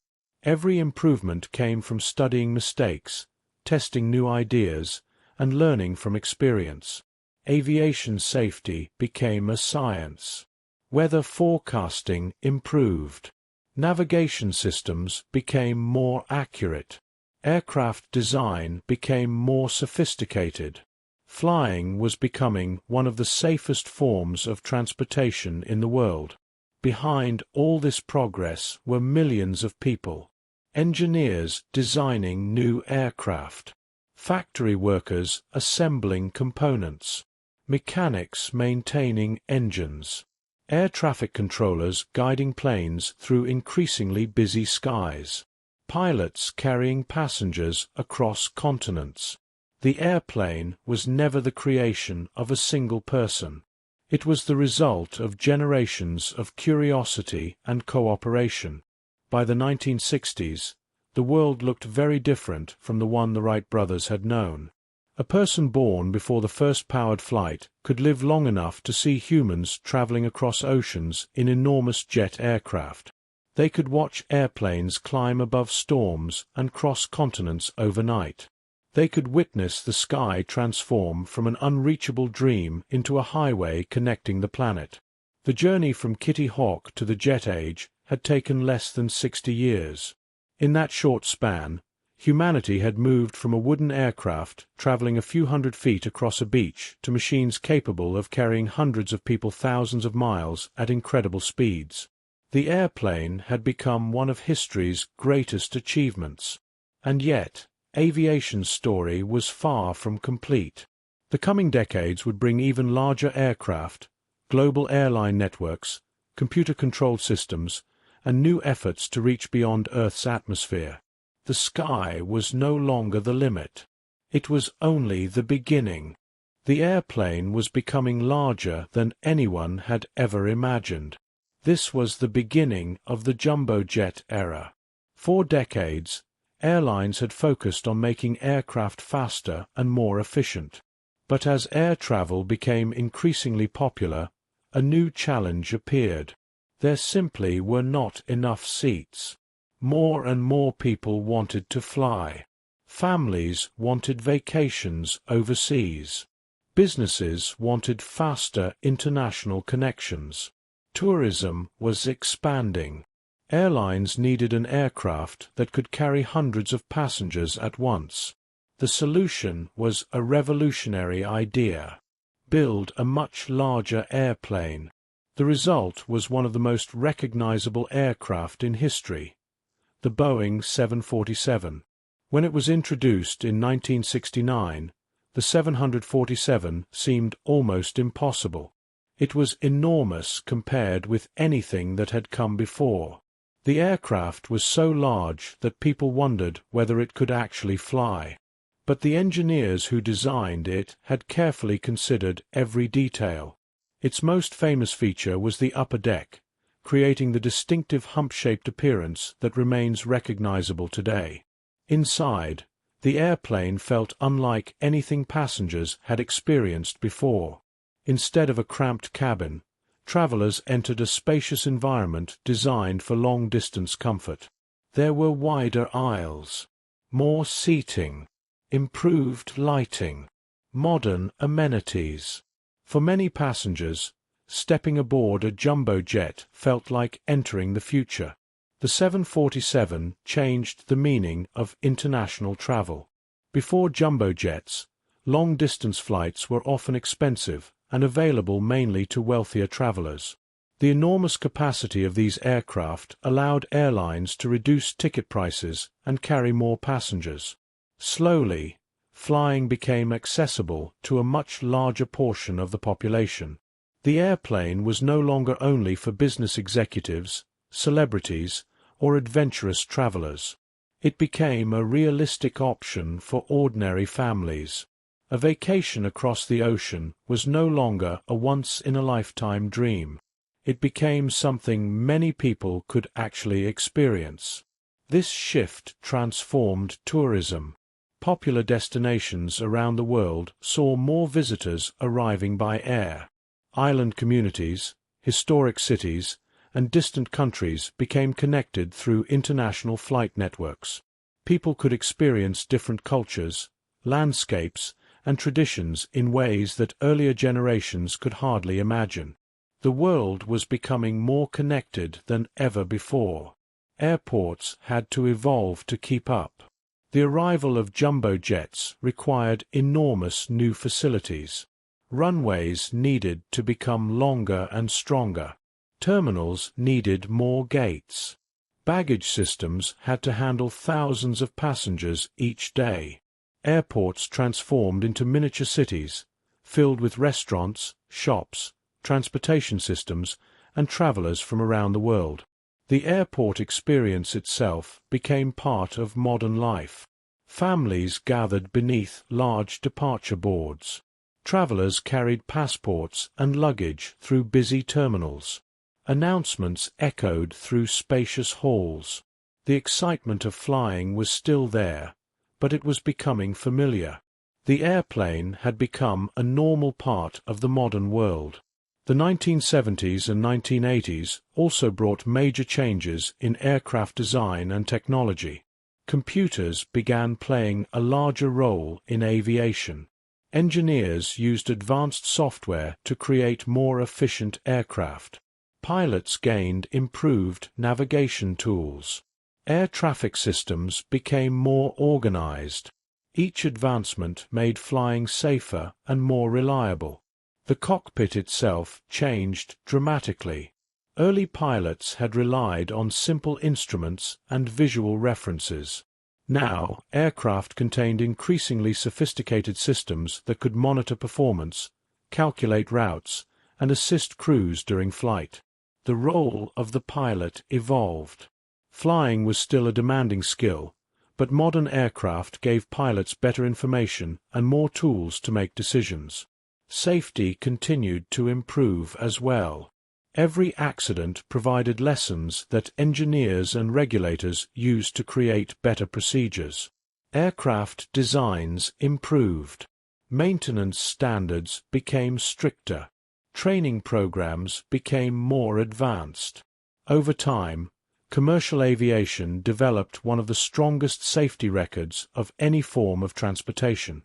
The jumbo jet era also brought another important change. Flying became a truly global experience.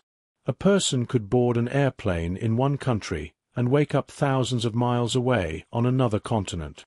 Languages, cultures, and economies became connected through routes that crossed oceans and hemispheres. The airplane became one of the strongest forces behind globalization. Goods moved faster. Ideas spread more quickly. People formed connections across borders. The world felt increasingly accessible. Yet the jumbo jet era was not only about size. It was also about imagination. The sight of a giant aircraft rising into the sky continued to inspire people. Children still watched from airport windows. Travelers still looked out at clouds from their seats. The simple wonder of leaving the ground never disappeared. Even inside a crowded airport terminal, there remained something extraordinary about stepping onto a machine that could carry hundreds of people above the clouds. During this period, aviation also reached beyond commercial travel. Scientists and engineers continued exploring new possibilities. Aircraft became important tools for research, weather observation, and exploration. Military aviation continued developing advanced technologies.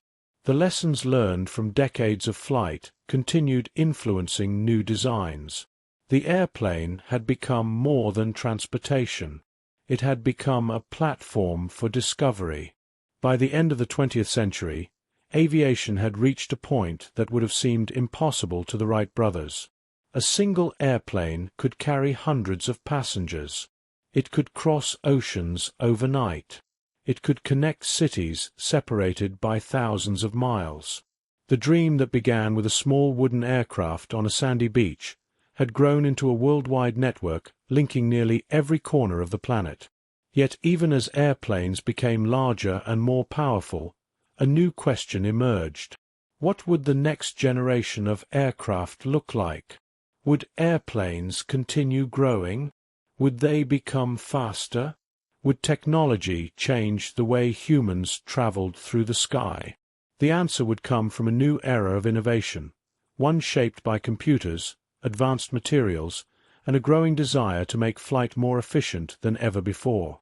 The age of the jumbo jet had proven that the sky was no longer a barrier. It was a pathway connecting the world. By the end of the 20th century, airplanes had become faster, larger, and more capable than the pioneers of flight could have ever imagined. The early aviators of the 1900s had struggled simply to stay in the air for a few minutes. Now, enormous jet aircraft carried hundreds of passengers across oceans every day. But even as airplanes grew more advanced, another revolution was quietly transforming aviation. It was happening inside computers. The computer age would change nearly every part of flying. The airplane was entering a new era where human skill and digital technology would work together. But as aircraft became larger and faster, the demands placed on pilots increased. Modern jets could travel at incredible speeds and operate in complex environments. A small mistake could have serious consequences. Engineers began searching for ways to assist pilots with technology. The answer came through computers. Early aircraft computers were simple compared with today's systems, but they represented a major advancement. They could process information quickly, monitor aircraft performance, and help crews make better decisions. The cockpit was becoming a digital environment.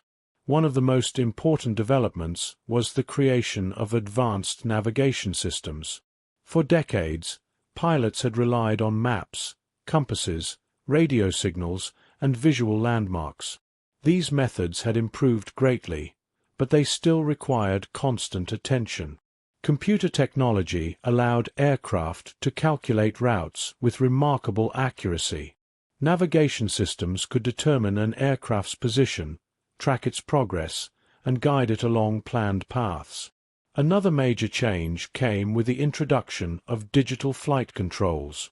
Traditionally, a pilot's movements were connected directly to the aircraft through mechanical systems. Moving a control would physically move a part of the airplane. This worked well for smaller aircraft, but larger airplanes required more complicated systems. Engineers developed a new approach called fly-by-wire. Instead of using direct mechanical connections, pilot commands were translated into electronic signals. Computers interpreted those signals and adjusted the aircraft accordingly. At first, this idea seemed unusual. Computers could respond faster than humans in certain situations. They could monitor thousands of pieces of information simultaneously.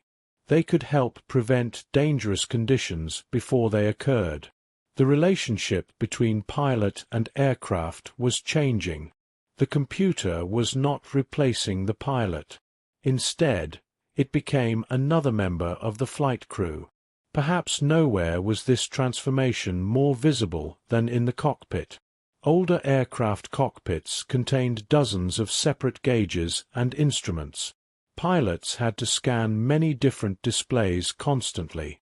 Modern cockpits began replacing these individual instruments with large electronic screens. The cockpit became cleaner and more efficient. The same period also brought advances in aircraft materials. Engineers discovered new ways to make airplanes lighter and stronger. Traditional aluminum structures were gradually supplemented with advanced materials such as composites. These materials offered impressive strength while reducing weight. A lighter aircraft required less fuel. The push for efficiency became especially important as fuel prices changed around the world. Airlines began searching for ways to reduce operating expenses while maintaining comfort and safety. Aircraft manufacturers responded by creating engines that were quieter, cleaner, and more efficient. Modern jet engines became remarkable examples of engineering. Inside each engine, thousands of carefully designed components worked together to produce enormous power. Yet despite their complexity, they became increasingly reliable. Computers allowed airlines to manage schedules, track aircraft, and coordinate operations around the globe. A flight from one continent to another depended on countless digital systems working together. Behind every departure was a network of technology connecting pilots, airports, maintenance teams, and air traffic controllers. The passenger experience changed as well. Airports became more automated. Electronic ticketing replaced many traditional paper processes. Computer systems helped manage reservations and seating. Travelers could plan journeys across the world with information available instantly. The airplane was becoming part of a much larger digital ecosystem. However, the computer revolution was not only about convenience. It also dramatically improved safety. Aircraft systems could detect problems earlier. Maintenance teams could analyze performance data. Engineers could study information from thousands of flights to identify patterns and improve future designs. Every flight generated knowledge. Every journey helped make the next one safer. The late 20th and early 21st centuries also saw the rise of global aviation networks. Airlines connected cities on nearly every continent.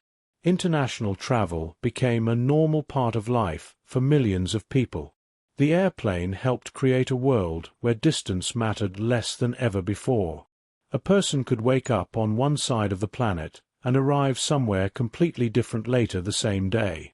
The dream of global connection had become reality. Yet even with all this technology, the basic wonder of flight remained unchanged.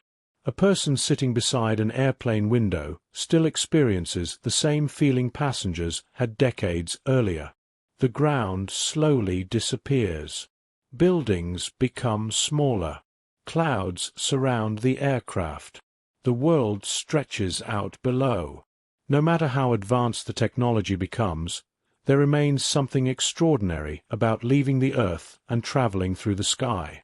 From the Wright brothers' wooden flyer to computer-controlled jets, aviation has always been a partnership between imagination and innovation. Each generation builds upon the discoveries of the one before it. The early pioneers provided the first steps. The engineers of the jet age created global transportation. The computer revolution made flight safer, smarter, and more efficient. But the story of airplanes was not finished.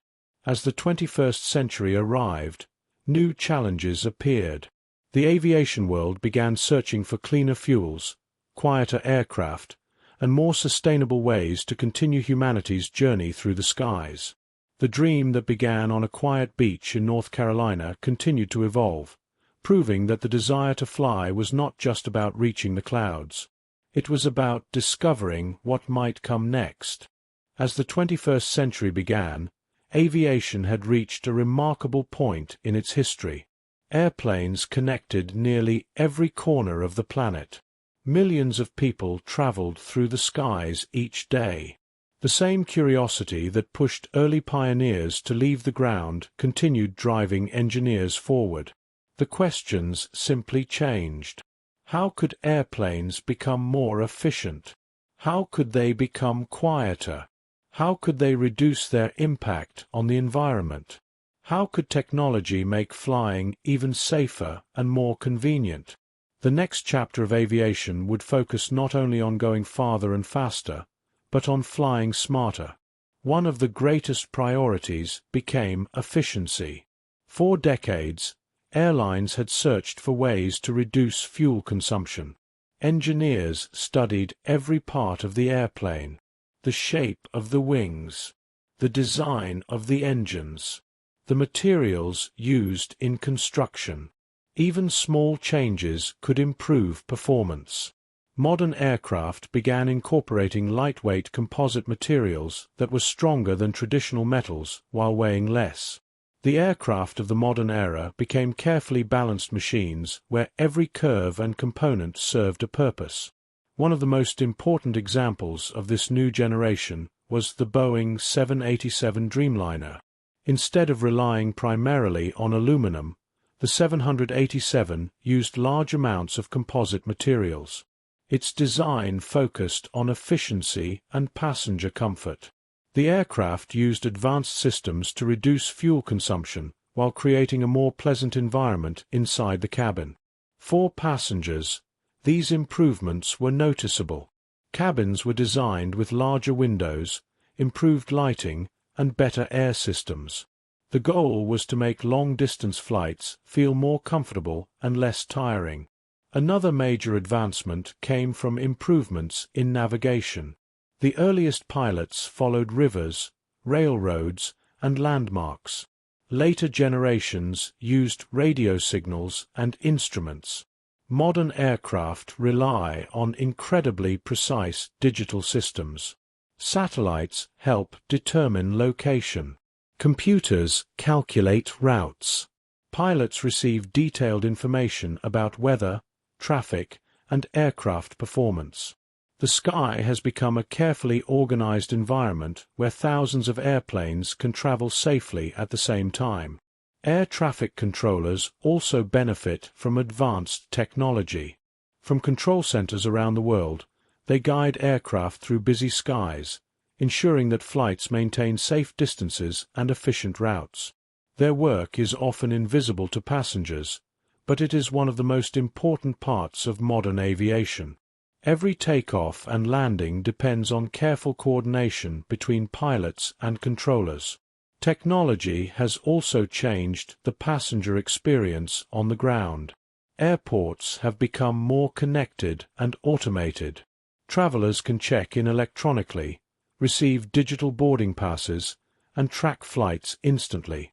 Baggage systems use advanced technology to move luggage through massive terminals.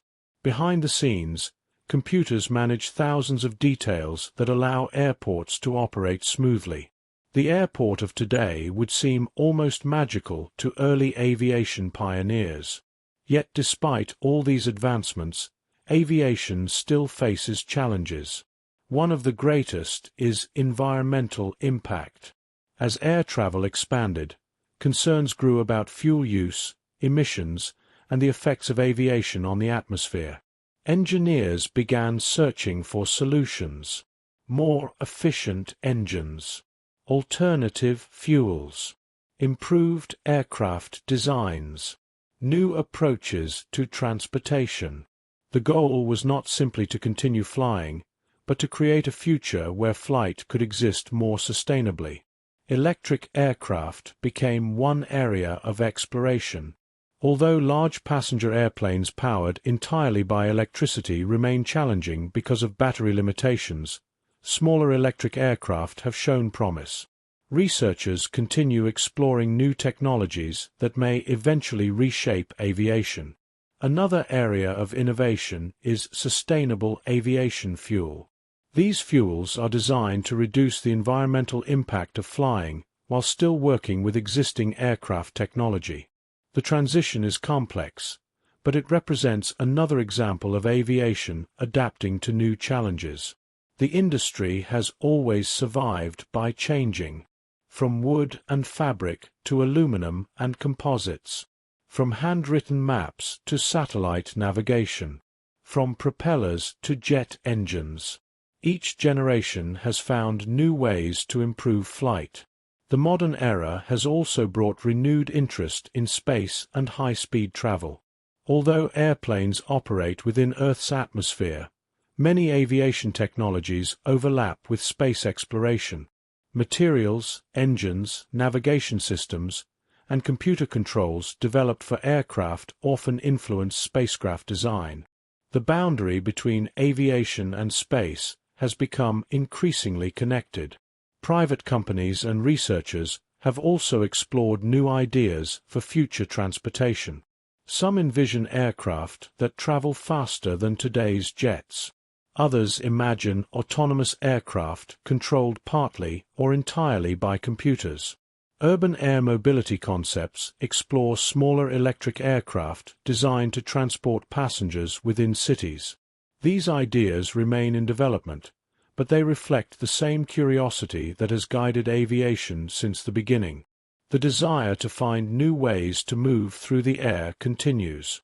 Perhaps the most remarkable part of modern aviation is how ordinary it has become.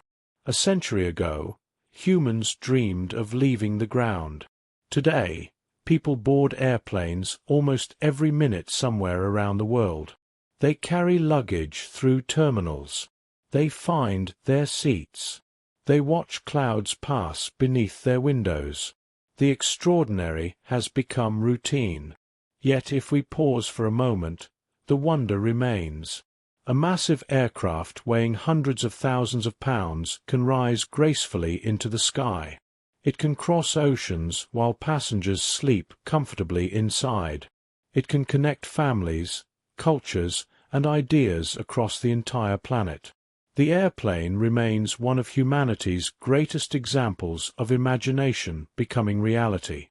From the first uncertain flights of the Wright brothers to today's advanced digital aircraft, aviation has always been a story of progress.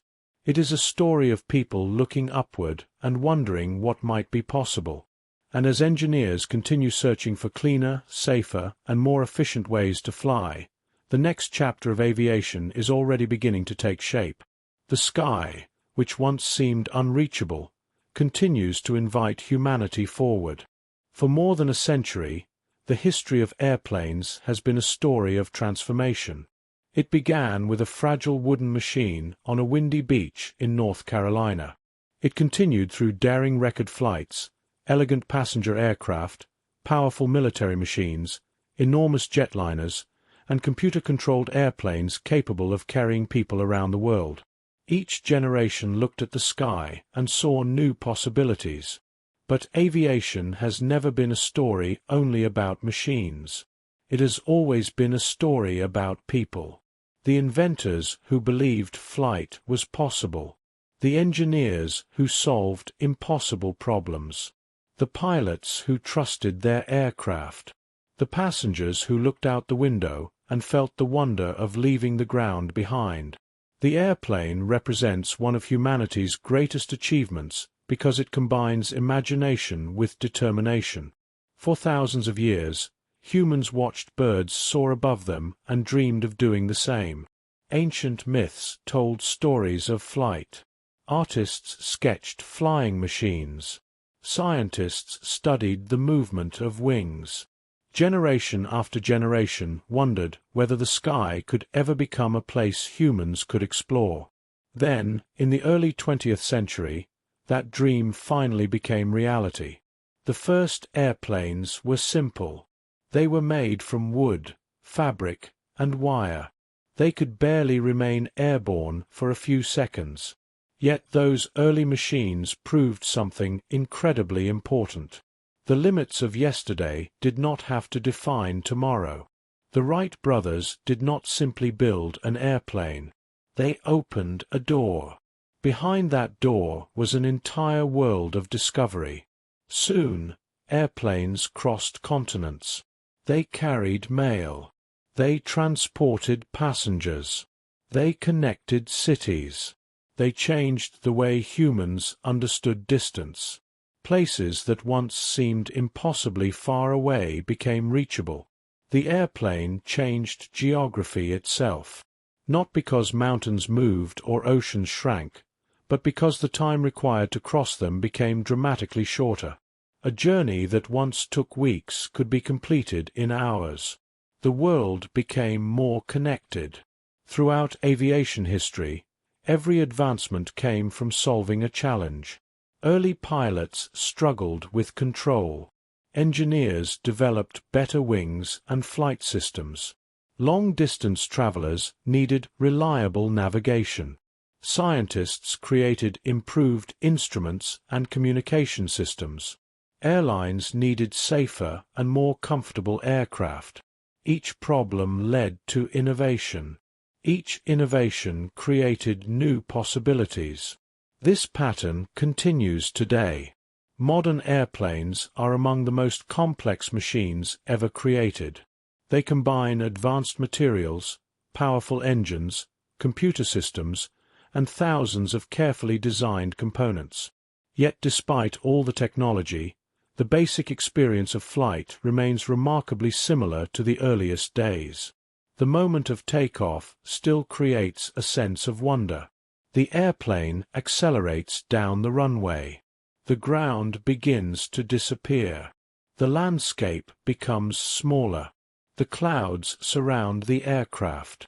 For a brief moment, passengers experience something humans spent thousands of years only imagining. They fly. Looking ahead, aviation will continue changing. Future aircraft may use new energy sources, advanced materials, and even more intelligent computer systems. Engineers will continue searching for ways to make flight quieter, cleaner, and more efficient. Some future airplanes may look very different from the aircraft we know today, but the purpose will remain the same: to connect people, to explore, to move beyond limitations. The story of aviation also reminds us that progress rarely happens overnight. The first successful airplane did not appear suddenly. It was the result of countless experiments, failures, and small discoveries. Before the Wright brothers flew, many people had already spent decades studying flight. Before modern jets crossed oceans, generations of engineers worked to improve engines, materials, and designs. Every achievement rested on the efforts of those who came before. The history of airplanes is therefore not only a history of famous flights and famous inventors. It is also a history of countless people whose names are mostly forgotten. The mechanics who repaired engines late into the night. The factory workers who carefully assembled aircraft parts. The engineers who tested designs that never reached production. The pilots who trained again and again. The air traffic controllers who guided thousands of flights safely. All of them contributed to the story of flight. The airplane is a reminder of what can happen when curiosity is combined with patience. The dream of flight once seemed impossible. Many believed humans were not meant to leave the ground. But through creativity, persistence, and cooperation, the impossible became ordinary. Today, airplanes cross the sky every hour of every day. They carry people to new places. They reunite families. They deliver supplies. They support exploration and discovery.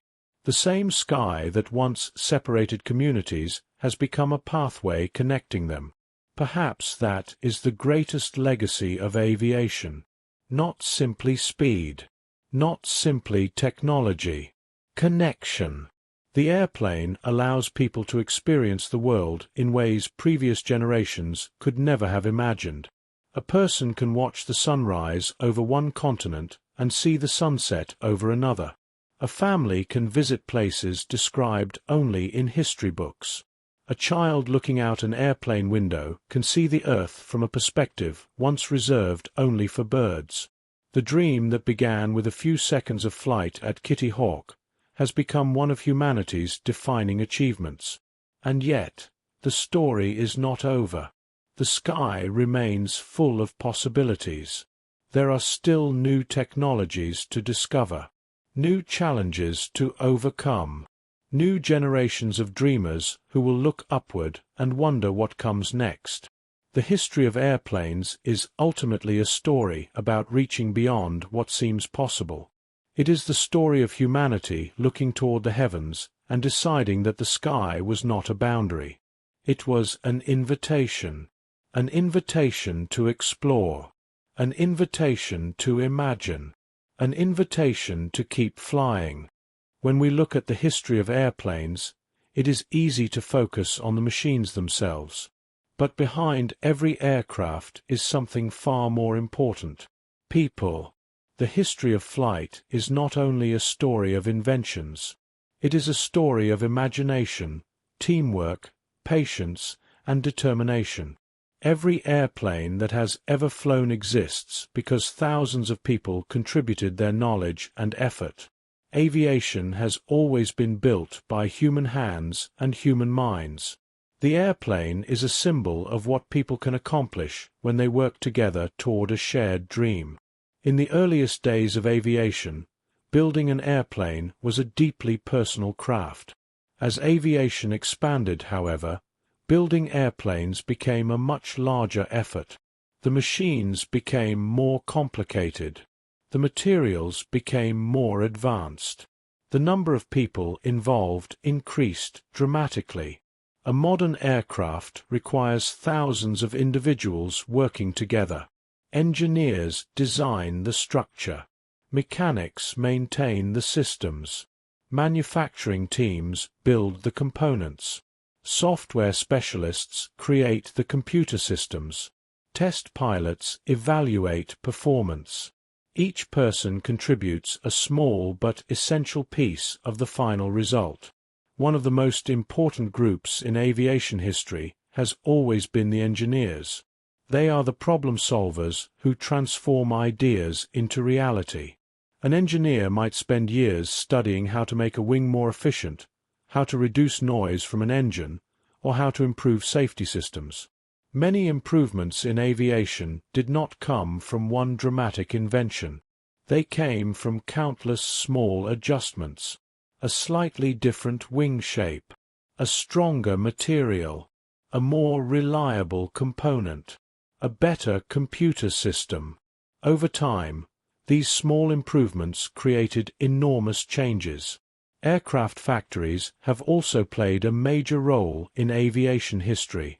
During the early years, airplanes were often built by small teams of craftsmen.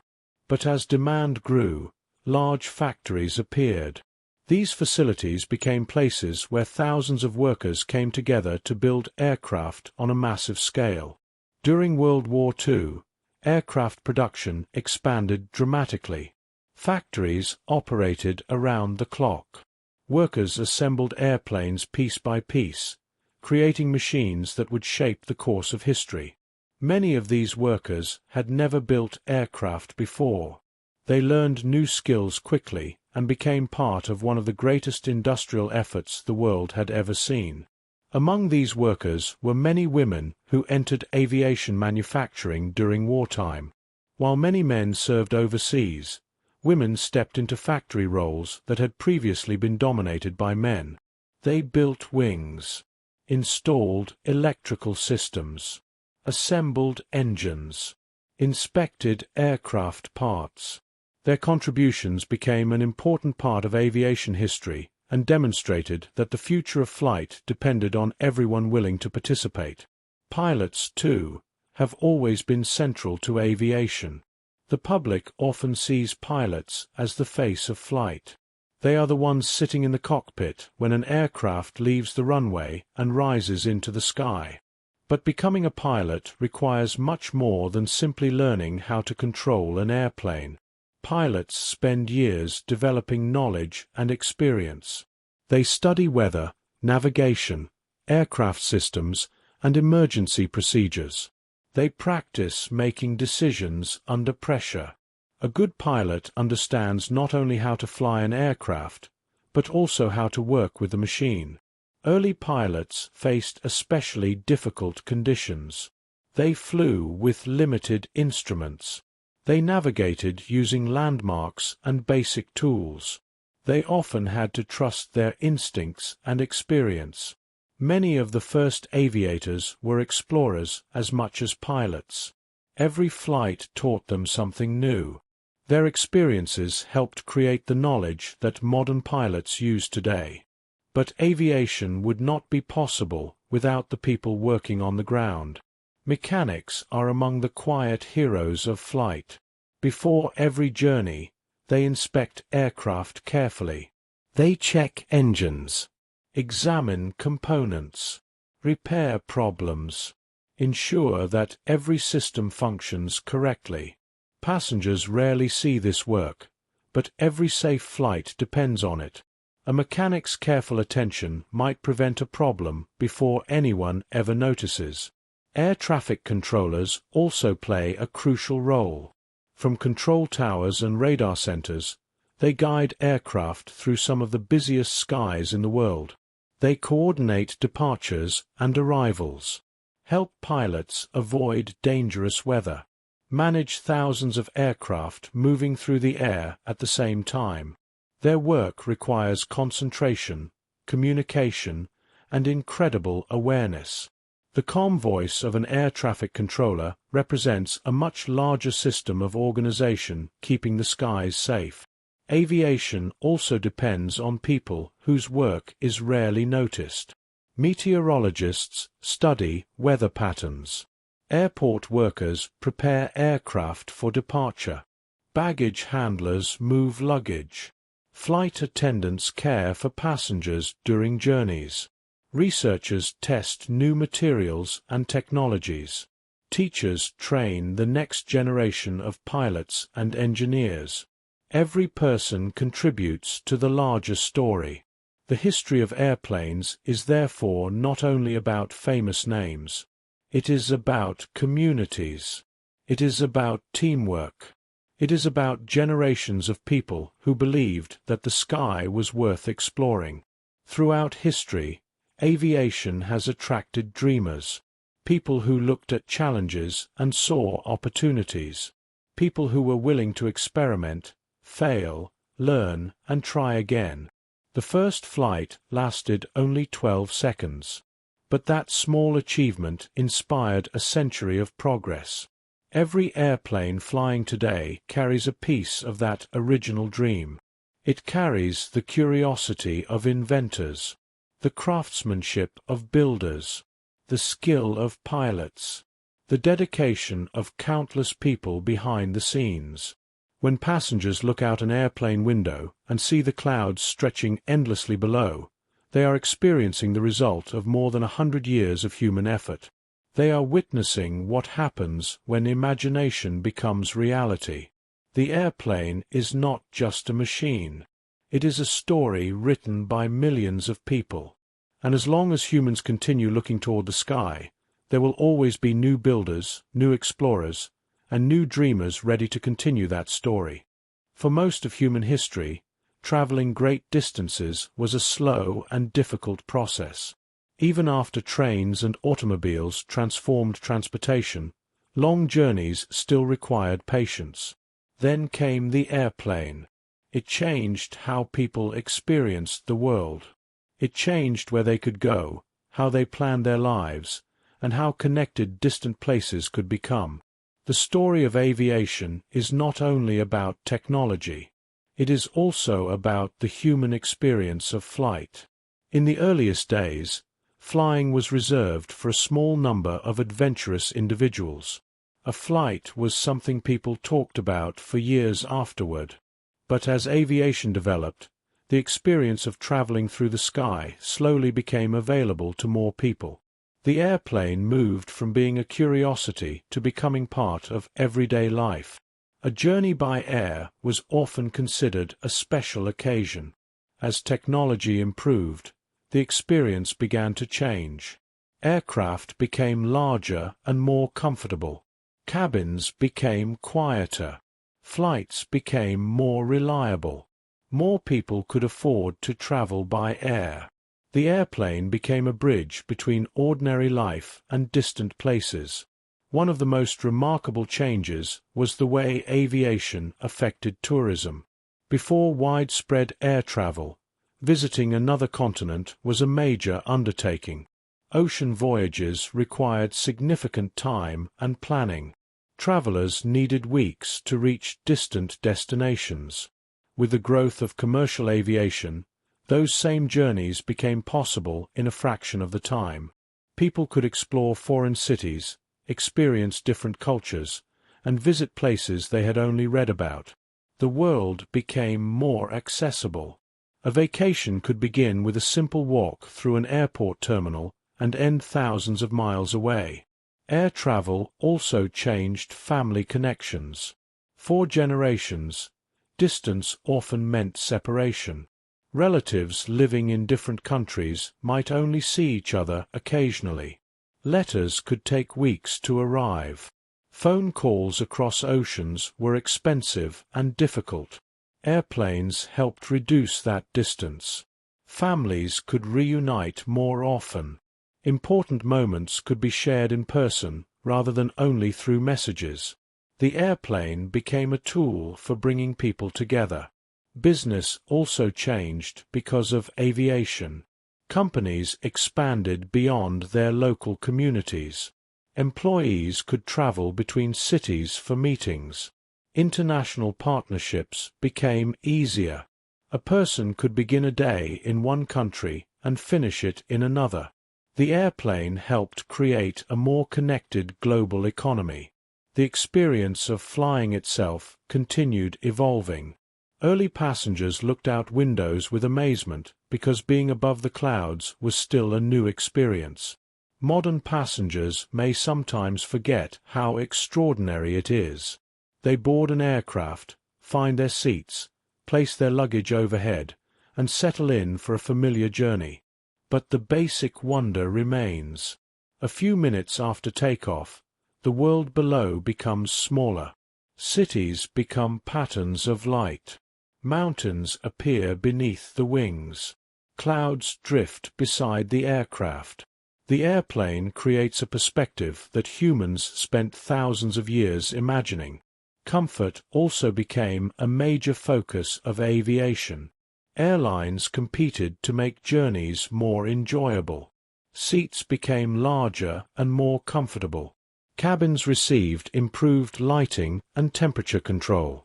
Entertainment systems allowed passengers to watch movies and listen to music. Long flights became easier to manage. The journey itself became part of the experience. Airports changed as well. They became more than places where airplanes arrived and departed. They became meeting points connecting communities around the world. Large terminals included restaurants, shops, lounges, and transportation services. They reflected the movement and energy of modern life. Inside an airport, thousands of stories happened at once. A family beginning a vacation, a student traveling abroad, a businessperson starting a new opportunity, a person returning home after many years away. Every traveler carried a different reason for flying. The airplane connected all of them. Yet aviation also introduced new challenges. As more people traveled, airports became busier. Airlines needed better ways to manage increasing numbers of passengers. Security procedures changed. Technology became more important. The simple act of boarding an airplane became a carefully organized process involving many people and systems. Behind every passenger experience was a complex network of workers. Pilots guided aircraft through the sky. Flight attendants cared for travelers. Mechanics maintained machines. Airport employees managed countless details. Air traffic controllers coordinated movements above the earth. The smooth experience passengers enjoy is possible because of thousands of people working together. Aviation also changed how humans view distance. Before airplanes, the world was measured in days and weeks. Later, it was measured in hours. A person could cross an ocean while sleeping. They could wake up in a completely different environment. The sunrise they watched from one place could be followed by sunset somewhere thousands of miles away. The airplane changed our relationship with the planet. It showed people that the world was both enormous and connected. Perhaps the most powerful part of air travel is the sense of possibility it creates. For a child seeing an airplane overhead, it represents adventure. For a traveler looking through the window, it represents discovery. For someone returning home, it represents connection. The airplane carries more than passengers. It carries hopes, memories, and experiences. After more than a century, aviation has become so common that it is easy to overlook its significance. But every flight remains a remarkable achievement. A machine built from metal, composites, and technology rises into the sky through principles that early pioneers worked tirelessly to understand. The dream that began with a handful of inventors has become a daily reality for millions of people. And as aviation continues into the future, the human experience of flight will remain at its heart. Because airplanes were never only about flying. They were about bringing people closer together. They were about exploring the unknown. They were about proving that the limits of yesterday could become the possibilities of tomorrow. Throughout the history of airplanes, every era has brought incredible achievements. But the story of aviation is not only a story of success. It is also a story of challenges. Every advancement came with new risks. Every new possibility required careful learning. The history of airplanes is filled with moments when engineers, pilots, and passengers faced difficult questions and searched for better solutions. In the earliest days of flight, the greatest challenge was simply staying in the air. The first airplanes were delicate machines. Their engines were unreliable. Their structures were fragile. Their pilots had limited information about how aircraft behaved. Every flight was an experiment. Each mistake provided valuable knowledge.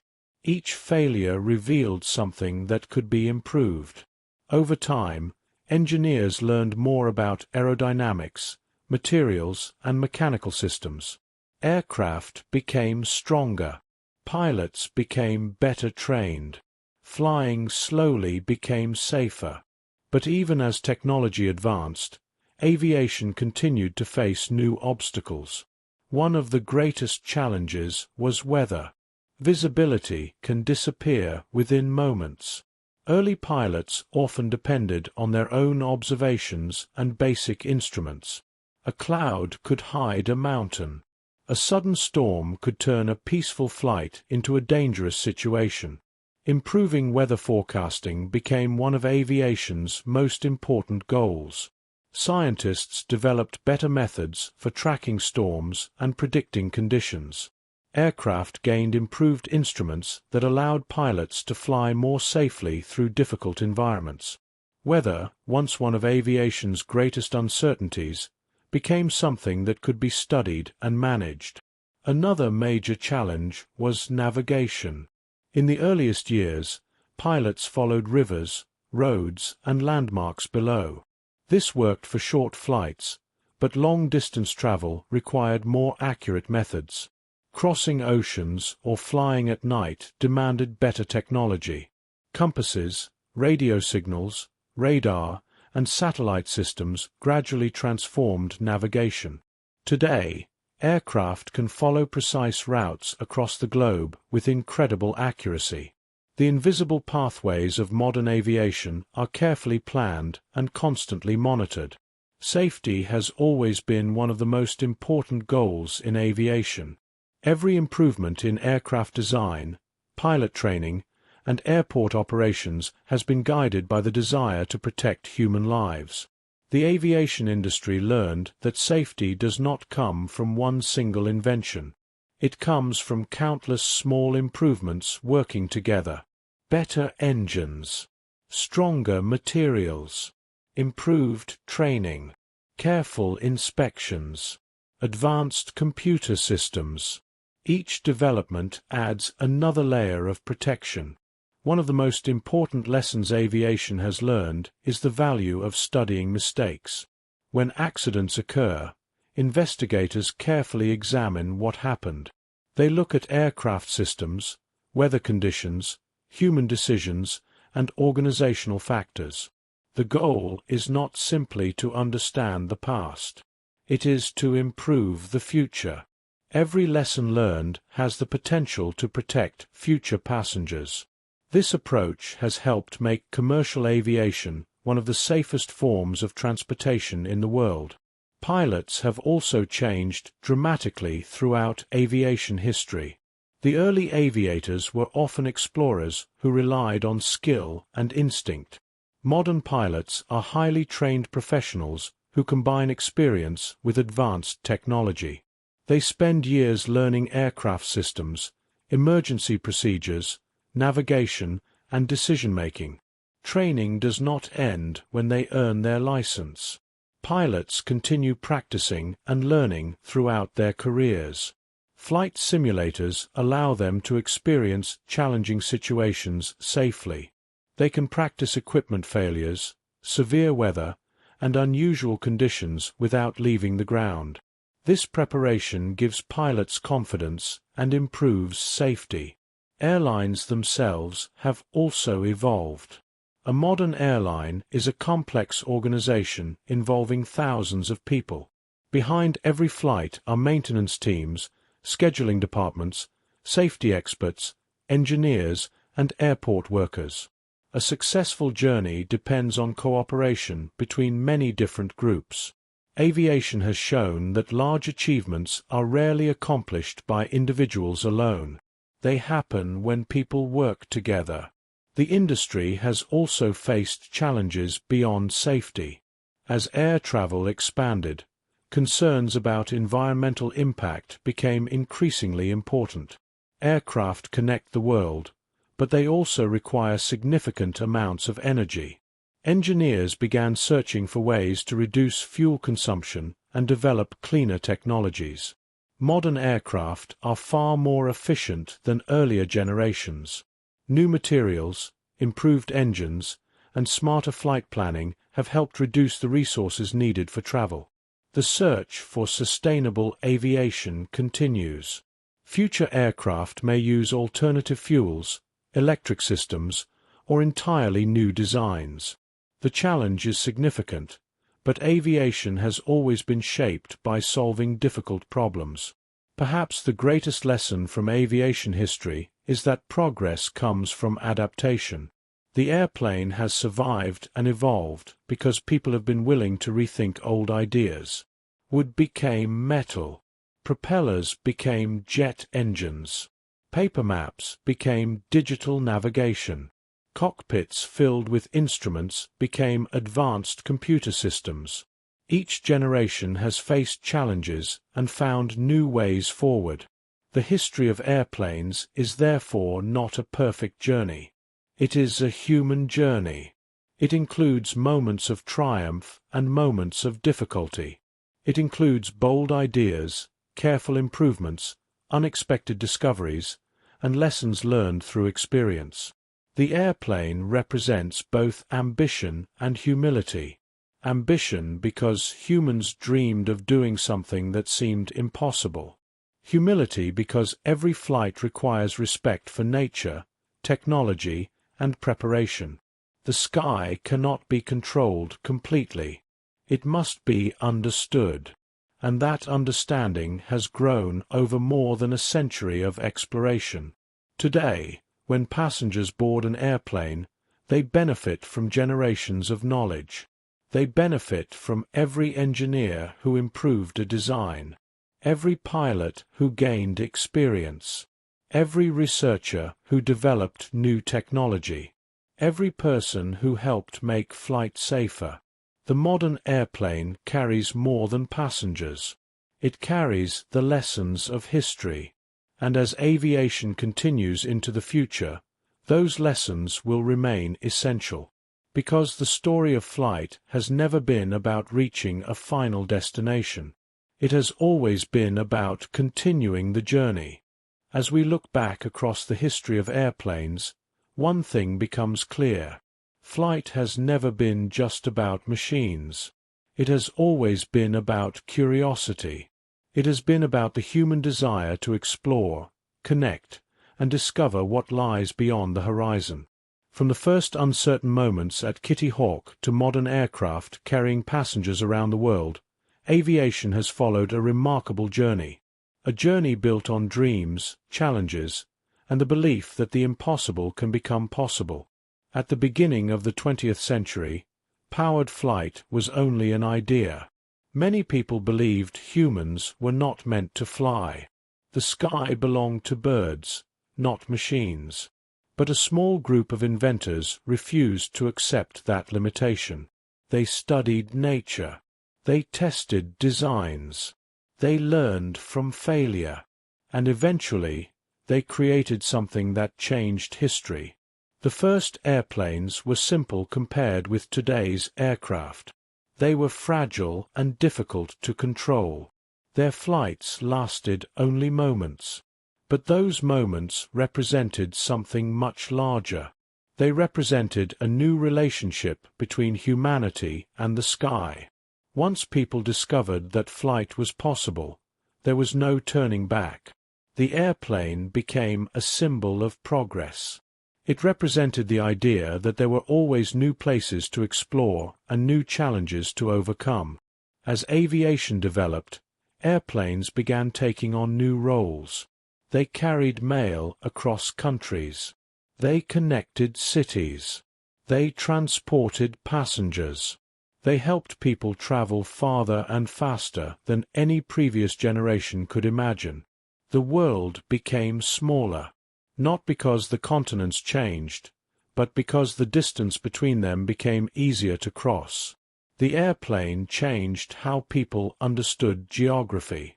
A mountain range that once separated communities could now be crossed in hours.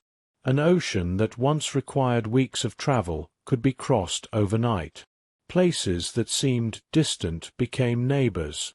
The airplane created connections that shaped the modern world. Throughout aviation history, every generation built upon the work of those before it. The early pioneers discovered the basic principles of controlled flight. Engineers developed stronger materials and more powerful engines. Pilots pushed aircraft beyond previous limits. Scientists created new technologies. Workers built the machines that carried millions of people through the skies. Each person contributed to the story. Aviation was never created by one moment or one individual. It was the result of countless ideas coming together over time. The history of airplanes also reminds us that progress requires patience. Many early experiments failed. Many designs never succeeded. Many inventors faced doubt and criticism. But each failure provided information. Each mistake became a lesson. The path from the first flight to modern aviation was not a straight line. It was a journey of trial, discovery, and improvement. This is perhaps the most important lesson aviation teaches. Great achievements rarely happen instantly. They are built slowly through determination. The airplane itself is a perfect example. A modern jetliner may appear completely different from the wooden aircraft of the early 20th century, but they share the same foundation. Both were created from the same human desire to rise above the ground. The same curiosity that inspired early inventors continues inspiring engineers today. The future of aviation remains full of possibilities. New technologies may change the way humans travel through the sky. Aircraft may become more efficient, quieter, and more environmentally friendly. New designs may allow people to travel in ways that once existed only in imagination. The story of aviation is still being written. Future generations may look back at today's airplanes the same way we look back at the first flying machines. They may wonder how people once traveled in such early aircraft. They may build upon today's discoveries just as modern engineers built upon the work of aviation pioneers. The journey will continue. But no matter how advanced airplanes become, one thing will remain the same.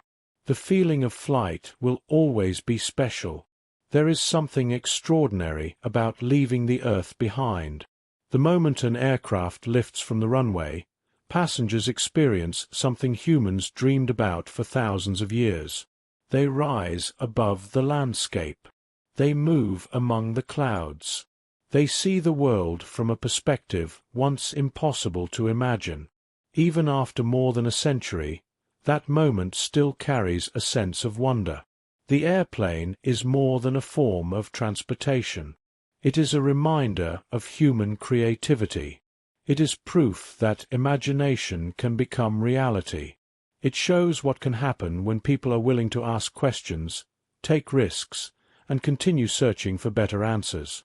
The history of airplanes is ultimately a story about reaching beyond limits. It is the story of people who looked at the sky and saw opportunity instead of impossibility.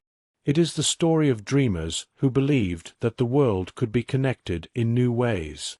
It is the story of explorers who discovered that the horizon was not the end of the journey. It was the beginning. And tonight, as we look back at this long history of flight, we can imagine the countless wings that have crossed the sky. The small wooden aircraft that first lifted from the ground. The mail planes carrying letters between distant cities. The elegant passenger aircraft of the early airlines. The powerful jets crossing oceans. The enormous airplanes carrying hundreds of travelers around the globe. Each one represents a chapter in the human story. Each one represents a moment when people reached a little farther, a little higher, a little beyond what was thought possible.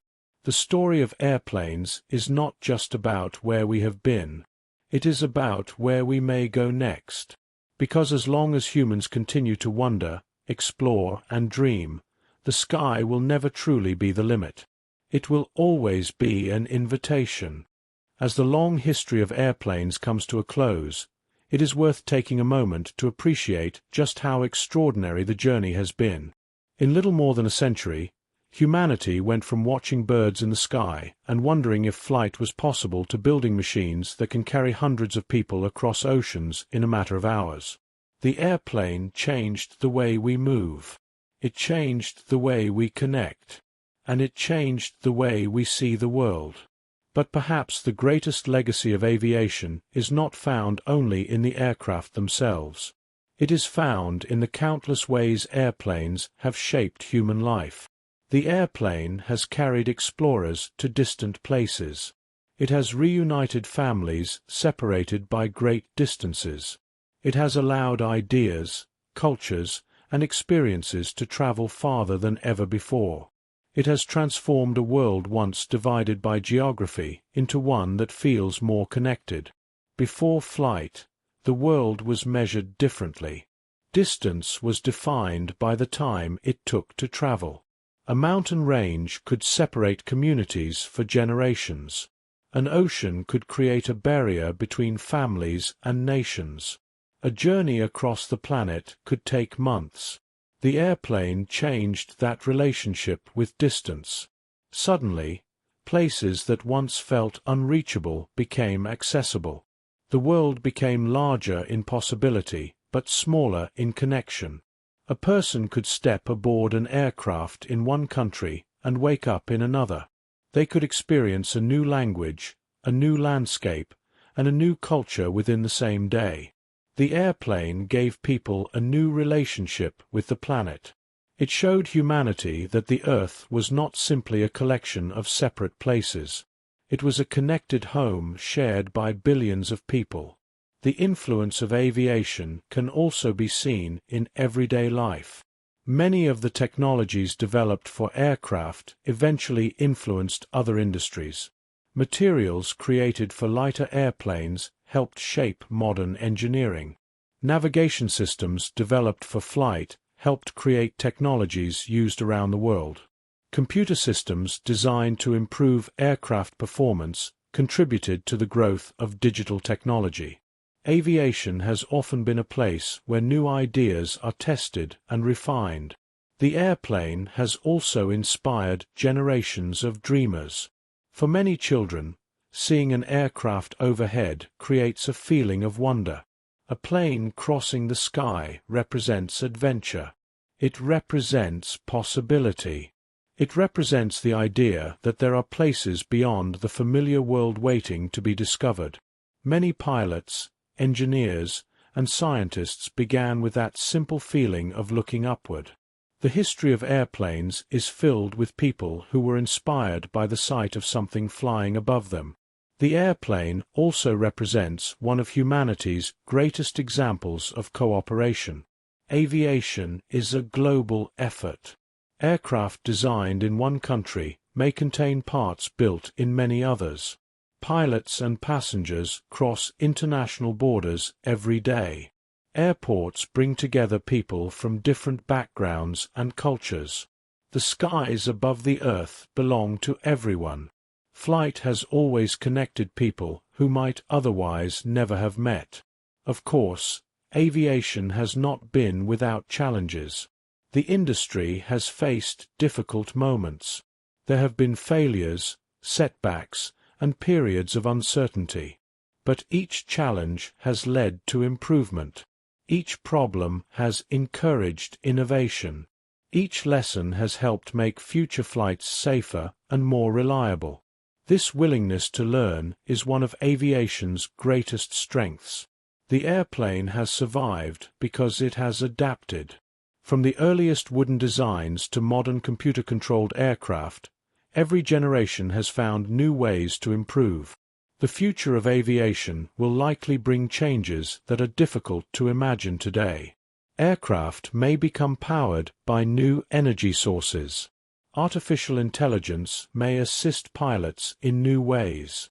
New designs may change the appearance of airplanes completely. Future travelers may experience flight in ways that would seem impossible to us now. But even as technology changes, the heart of aviation will remain the same. It will still be about exploration. It will still be about connection. It will still be about the human desire to go farther. When we think about the history of airplanes, we often remember famous moments.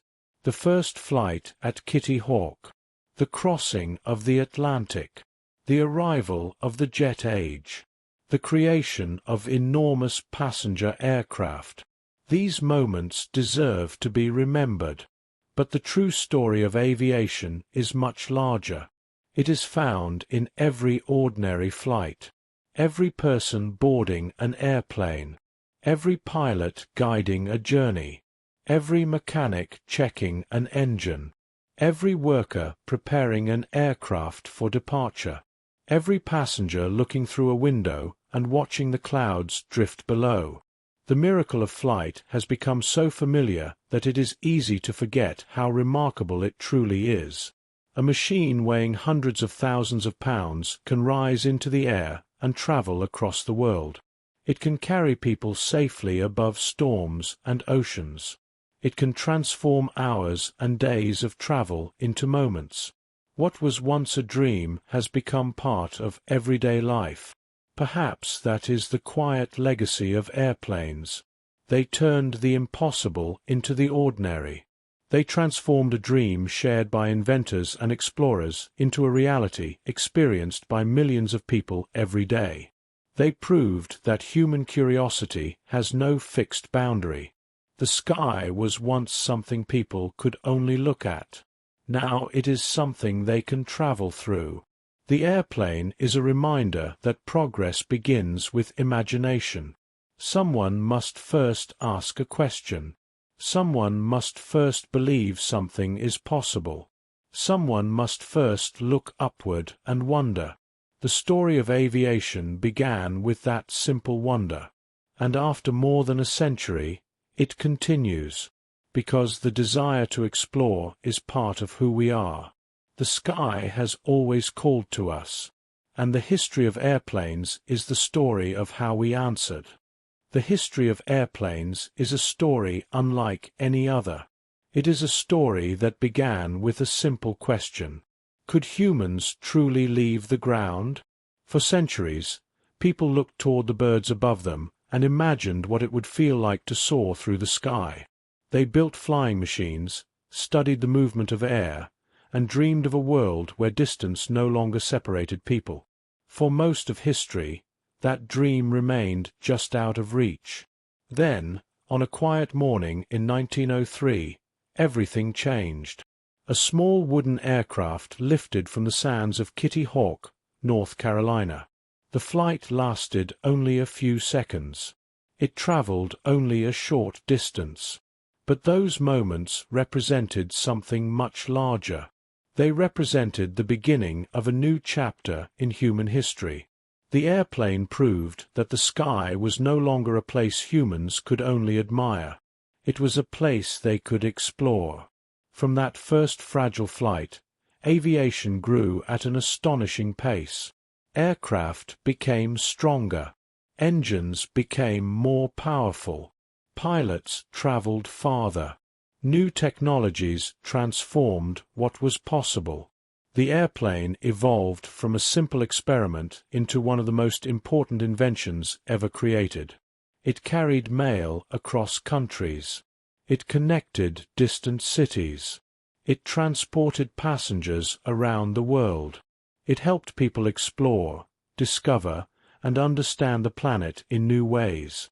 The airplane changed how humanity experienced time and distance.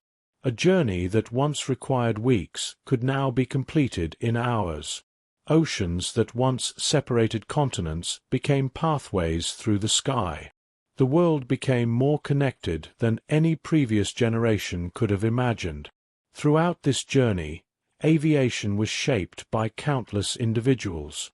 The famous pioneers are remembered in history books, but they were only part of the story. Behind every airplane were engineers solving problems, mechanics maintaining machines, workers building aircraft, pilots mastering the skies, and countless others whose efforts made flight possible. Aviation was never created by one person.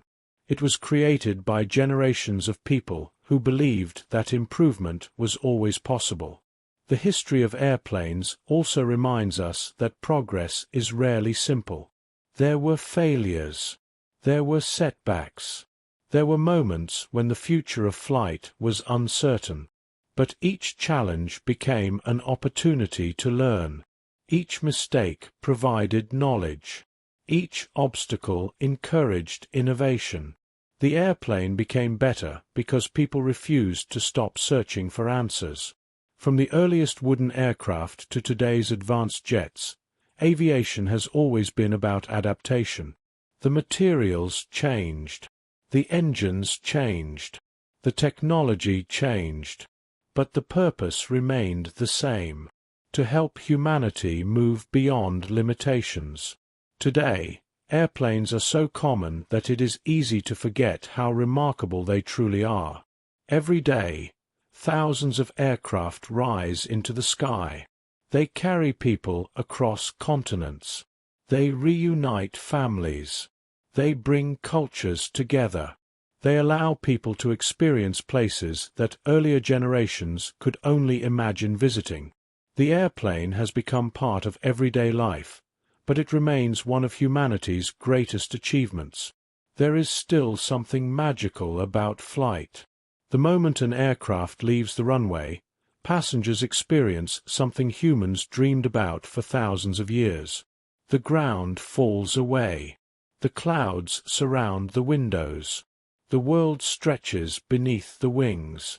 For a brief moment, people experience the impossible becoming ordinary. They experience flight. And perhaps that is the greatest lesson of aviation.